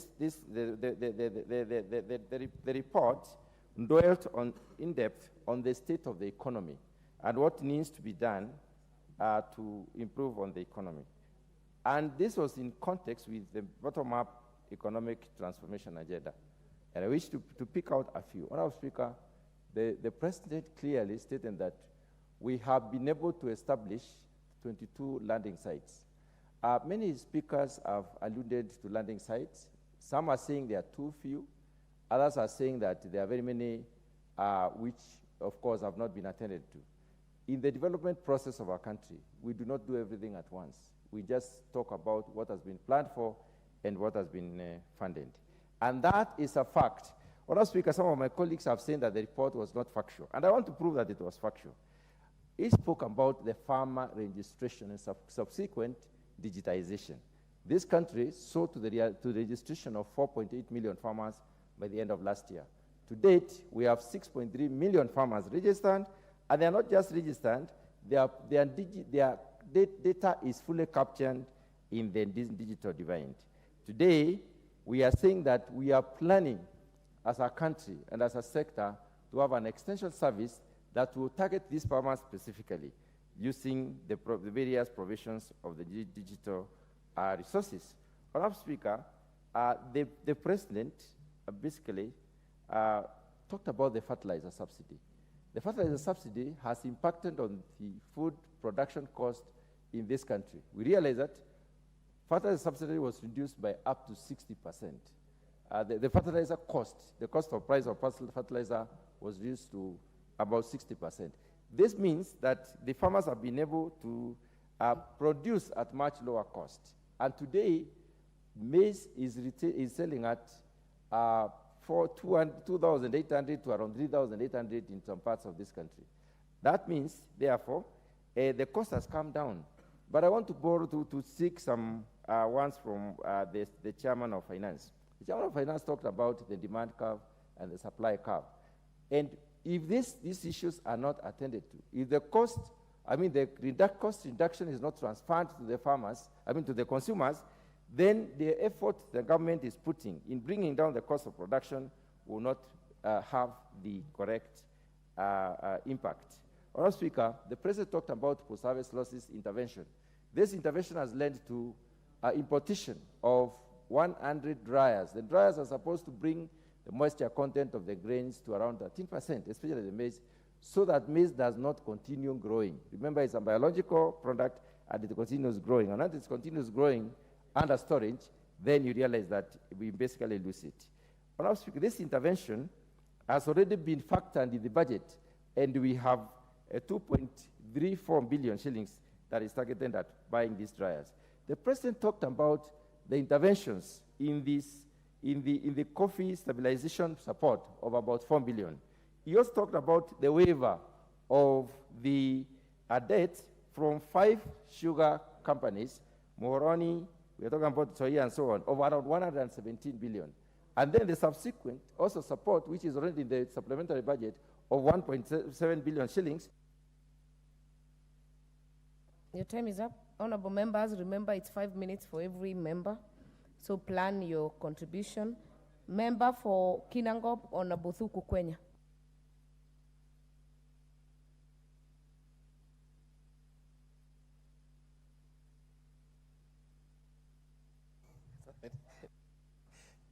Thank you, Madam Speaker. I was paying attention to Honorable Mutunga. He has a hang-on. Madam Speaker, I take this opportunity as well to add my voice to the presidential address to this House. And Madam Speaker, as per the stipulates of the Constitution, the President discharged his mandate in as far as bringing the country to speed as to what he's been able to do for the last 1 year and the plans that he has for the country. Madam Speaker, I was impressed particularly to realize that the President is trying to operationalize Article 43 of the Constitution on economic and social rights, social and economic rights of the citizens in terms of access to health, access to education, access to clean water, though that was not a subject as at that time. But on the two issues, and on the issue of social security, Madam Speaker, you realize that at the time the President took over office to govern the affairs of this country, the issue of social protection had a backlog in terms of how the money that was supposed to be transferred to the elderly people and people living with disabilities and the orphans. And he was able to unlock, and the monies were transferred, and it has been ongoing. Actually, he's been able to register more than 1 million elderly people into the cash transfer program, which is a very good thing in terms of taking care of our disadvantaged, elderly, sick people, and the like. Madam Speaker, the issue of education had become an issue in this country, whereby we were uncertain as to progression of our children after graduating from class 6 or grade 6. We were not sure where we would domicile JSS until the President brought up or set up a team of that presidential working party on education reforms.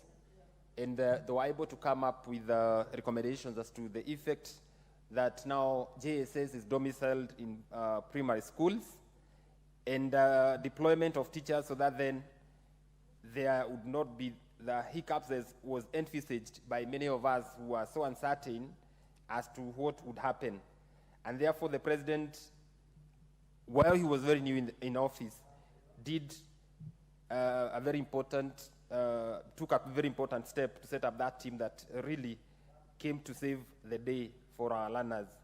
Madam Speaker, the issue of Open University, the Open University of Kenya, acquiring its charter was another milestone in matters to do with education.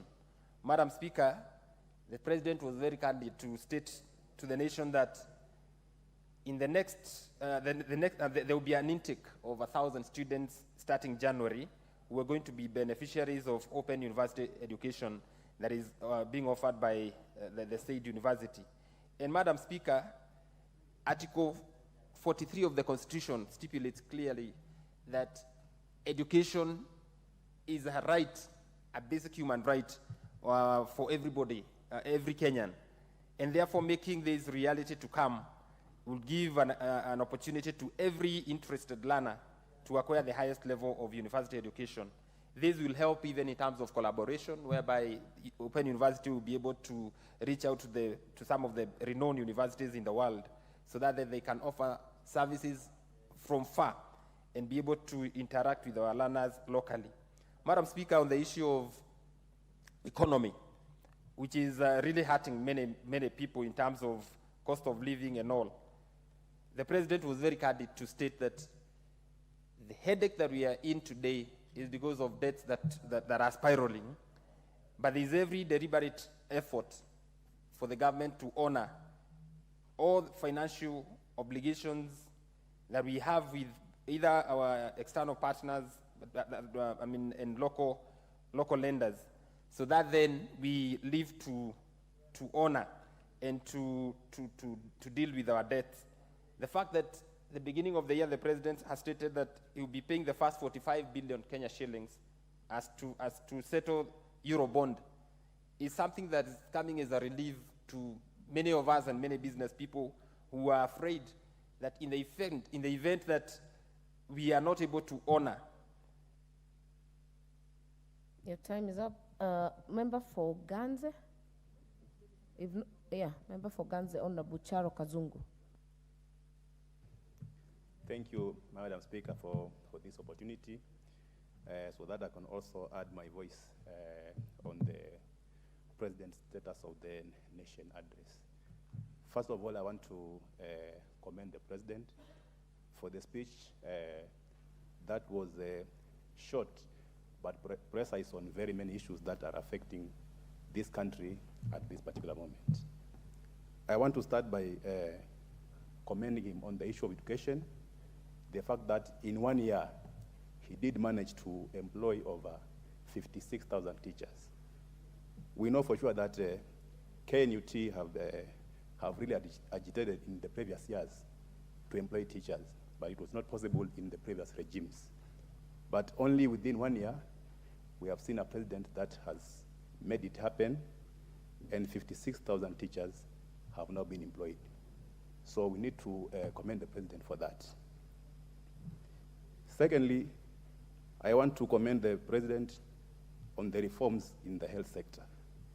This is a sector that has really suffered, but we have seen light at the end of the tunnel. We commend that right now there are some bills that have been passed in this parliament that are going to make critical ailments, the cost of treating critical ailments will be taken up by the government. We have seen people suffer, especially those who are with patients who are suffering from critical ailments like cancer. They pay a lot of money. I know of a friend who has a sick father who has cancer, and he was admitted in Aga Khan Hospital. And in 1 week, this friend of mine was calling me that the bill was around 700K. because his father did not have medical insurance. So you can imagine the kind of suffering that Kenyans who have patients that are suffering from critical ailments are going through. So with the government taking up this burden, we know for sure that it will be a relief for Kenyans, and we have to commend the president for that. Also in the health sector, we have seen now that there are what we call the community health promoters. These are people who are they are giving very essential services to the community, especially at the grassroots. But we have seen that these people were working free of charge. But again, this government have now put them on a stipend, and they'll be getting at least something at the end of every month. So this is something that we also need to thank the president for, because he has made it happen. On the issue of the judiciary, first, we commend the appointment of the 6 judges that had not been appointed by the previous regime, and again, the increment, especially on the judiciary fund. We have seen now that there are new courts coming up, and I can attest that in my county, Kilifi, there is a new court that was started the other day, and again, in Ganze, where I come from, I have information that the judiciary is looking for some land to build a court, because as it is right now, for people of Ganze to access justice, they have to travel all the way to Kilifi or Malindi, Kaloleni or Mariakani, which is more than 30 kilometers away. So we are already seeing the fruits of this new government. Now that they did increase the judiciary fund, already new courts are coming up, and it will make it easy for people to access justice. And on the issue of food security, I want again to commend the president, because the measures that he has put to introduce subsidies on production rather than consumption are bearing fruits. I was doing a sampling survey when I was last in my constituency last Sunday 6th, and the cost of unga has actually gone down, because in every shop that I went, it's between 140 and 145, down from 200. So this is a manifestation that whatever the president is doing is bearing fruits. Because my time is up, I'm going to end there, but I really support this speech. Thank you. Thank you. Honorable Fatuma, Full Network from Migori.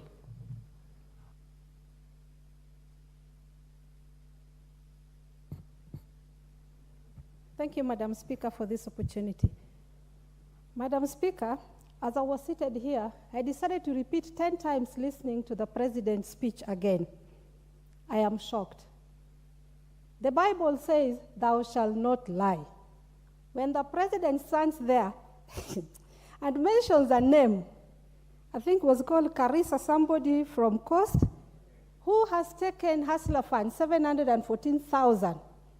For his information and the public at large, an individual can only get between 500 shillings to 50,000. May I know how Mr. Carissa got 714,000 and reported it to his president? So it is a lie. The president has lied.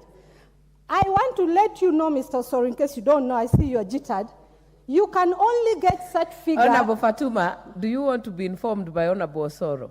Very well informed, very sober, and as a Muslim, I say the truth. So don't inform me about lies. I'm here to say the truth. What is your point of order, Chief Whip?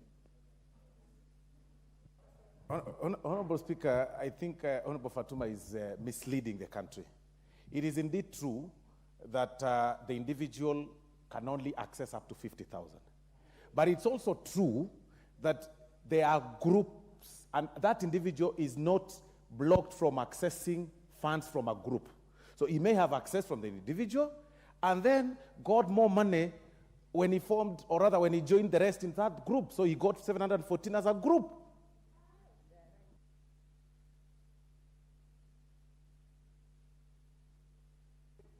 Member for Migori, is that what you meant? Madam Speaker, may I inform the House that birds of same feathers flock together? I can repeat here, Hustler Fund is under our Special Funds Accounts Committee. I speak here to inform you once more that if it was a group, there's no group called, I'll give you the exact name that your president talked of. Harrison Carissa can never be a group. That's an individual. And if it was a group, then tell your president to come back here and say it was a group, because he lied. The truth is he lied. And they are more like the guy has perfected his life that these days doesn't write them or read them anymore. He has them off his head here. Mr. Speaker, what I expected Mr. President to speak more about is the cost of living. Justify it or don't justify it, but please put some peace into our heart by telling us that this cost of living, there's something I can do about it. Instead, he told us there's nothing to be done, we have to live with it. There are people dying because of hunger. There are people dying because of hunger, and it is painful. When a president speaks there, because he eats 7 meals a day, he has no pain of what wananchi go through. But I can tell you the famous saying, vitu ni different kwa ground. I tell you, these honorable members who are speaking here cannot go home and say those things they've said here. They know vitu ni different kwa ground. It is a painful incident when you go back home and see how wananchi are suffering. Madam Speaker, when we were doing mandamanos, there was police brutality. We lost lives. Some might have been his votes that he lost. Some might have been votes of somebody else. But the bottom line is, we lost Kenyans. I expected an apology from the president because these are Kenyans. He is the head of the state. These are his people who died through any other circumstances. I expected apology. I expected him at least to tell us, stand for 1 minute as you do Christians, that you stand in honor of the dead for at least a second. I expected that for him. It didn't pain him because he didn't lose anyone, but God knows how he will tackle that. I expected the president to talk of unity. The country is divided. It is the truth. We pretend in the house here and joke, but if I meet Osoro in the field outside, I tell you, I will not shake hands with Osoro. The country is divided. It is a reality. That was just an example, and don't take it personal, Mr. Osoro. It was just an example. That as leaders in the house here, we joke and hug, but when we go outside, the country is so divided that I would not even wish my electorates to see me hugging another person. That is how divided we are. As a head of state, I expected him to give direct. Please protect me from Mr. Osoro. He's a heckler from Kenya Kwanza. Honorable Fatuma, we will maintain decorum in the House. You refer to your colleagues as honorable member for South Mugirango or Honorable Osoro. I refer to him as Honorable Osoro, but I also said he's heckling, which truly is doing. Thank you, Madam Speaker. Madam Speaker, corruption is a disease that is really killing us. Do you know how he brought it up? That misuse of funds, corruption, and any other form is not acceptable, and I will deal with it. What do you mean you will deal with it? When are you going to deal with it? You have been in State House for over 1 year. You said it in church one day that you've realized that you can make promises that can take longer, but you will not take us for granted. When you say that corruption is a disease, deal with it.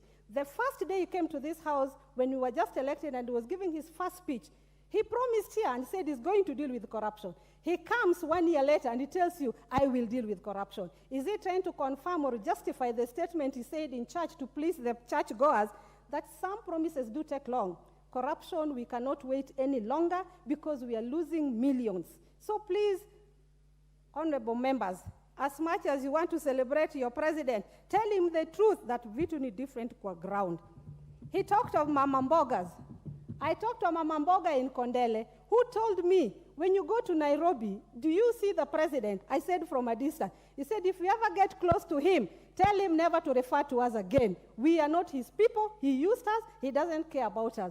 Madam Speaker, the country is bleeding. Let us not pretend. Be Kenya Kwanza, be Azimio, wananchi are pained. Let us tackle the struggle for food other than anything else before we talk about medicine or anything else. Thank you, Madam Speaker. With this statement of the president, I disown such a statement as a state of the nation. He didn't address the nation, but he undressed the nation. It is painful. Honorable Wilberforce Oundo, member for Funyula. Thank you, Honorable Speaker. As required by the standing order and the Constitution and the standing order, the President came and made his speech, State of the Nation address. Probably I don't want to pick Fatuma Network's words, whatever she has mentioned about, because it's not very honorable for men of our age to talk about it, about undressing. Honorable Speaker, I will focus on 3 areas. And before I focus on those 3 areas, Honorable Speaker, truth be told, the President's statement was underwhelming. It never made any attempt to address the issues of the Mamamboga. It never made any attempt to address the issues at core that ails in this country. It was all about platitude. You would imagine we were in a campaign rally or launching a manifesto for a campaign. Honorable Speaker, to tell people, to tell Kenyans the economy has stabilized, it is not true. The quarterly economic review released for April-June 2023, released by none other than the Central Bank of Kenya, paints a picture of a dire situation, paints a picture of things that are slowly, and not even slowly, rapidly spiraling out of order. Inflation, Honorable Speaker, is about annual revised inflation is about 8.8%, from 6.2% same period last year. The economy has contracted from 6.2% same period last year to 5.3% this year. Honorable Speaker, the cost of finance has shot up tremendously. The Treasury bill in June 2022, 182-day Treasury bill in June 2022 was going at 9.07%. Now at 11.54%. That kind of increase means the sovereign risk of this country is increasing. So to come and tell us, Honorable Speaker, that things are okay is very unfortunate and unforgivable.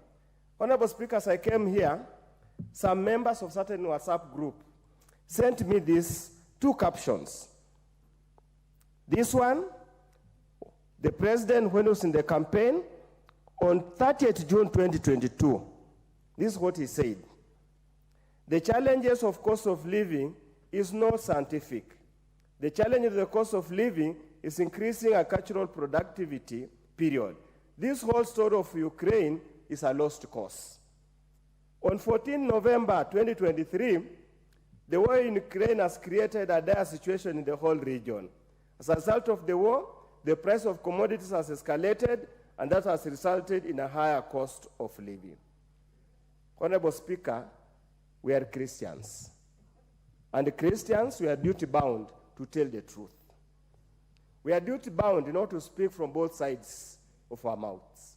We are duty-bound not to engage in double-speak. We are duty-bound not to engage in PR when people are suffering down here. Let us not lie to ourselves. I expected him, somebody who has gone to school, when you are given a problem, when you are writing a thesis, you identify the problem, you illustrate the problem, and formulate data capture methods or tools to get you the answers to the problem. Here, the problem was seen, but we have buried our head in the sand. The problem is not there. So we proceed to address a problem that does not exist, to offer comfort and solace where it is not. Honorable Speaker, a patient who requires surgery, giving them painkillers is only now to take them for granted, take them for a ride. Lest when we come to the State of the Nation address, we must be truthful to all Kenyans and tell everybody the truth. This was underwhelming, and if I wanted to use a very strong word, very condescending to the suffering Kenyans. Thank you, Honorable Speaker. The next chance will go to the member for Tetu, Honorable Geoffrey Mwangi. Thank you very much, Madam Speaker. I note that time is running out, and I'll be very, very brief. Madam Speaker, I'll restrict myself to the ICT issues that were raised by the President in his speech. Madam Speaker, you remember that enhancing the digital superhighway remains one of Kenya Kwanza's key pillars in terms of their manifesto. And I picked five very important interventions that the president proposed, are either ongoing or are planned. And the first one was digitization of about 5 government services. The second one was rolling out of 100,000 kilometers of fiber. The third one was rolling out of 25,000 Wi-Fi hotspots. The use of NGCDF to be able to support Ajira centers.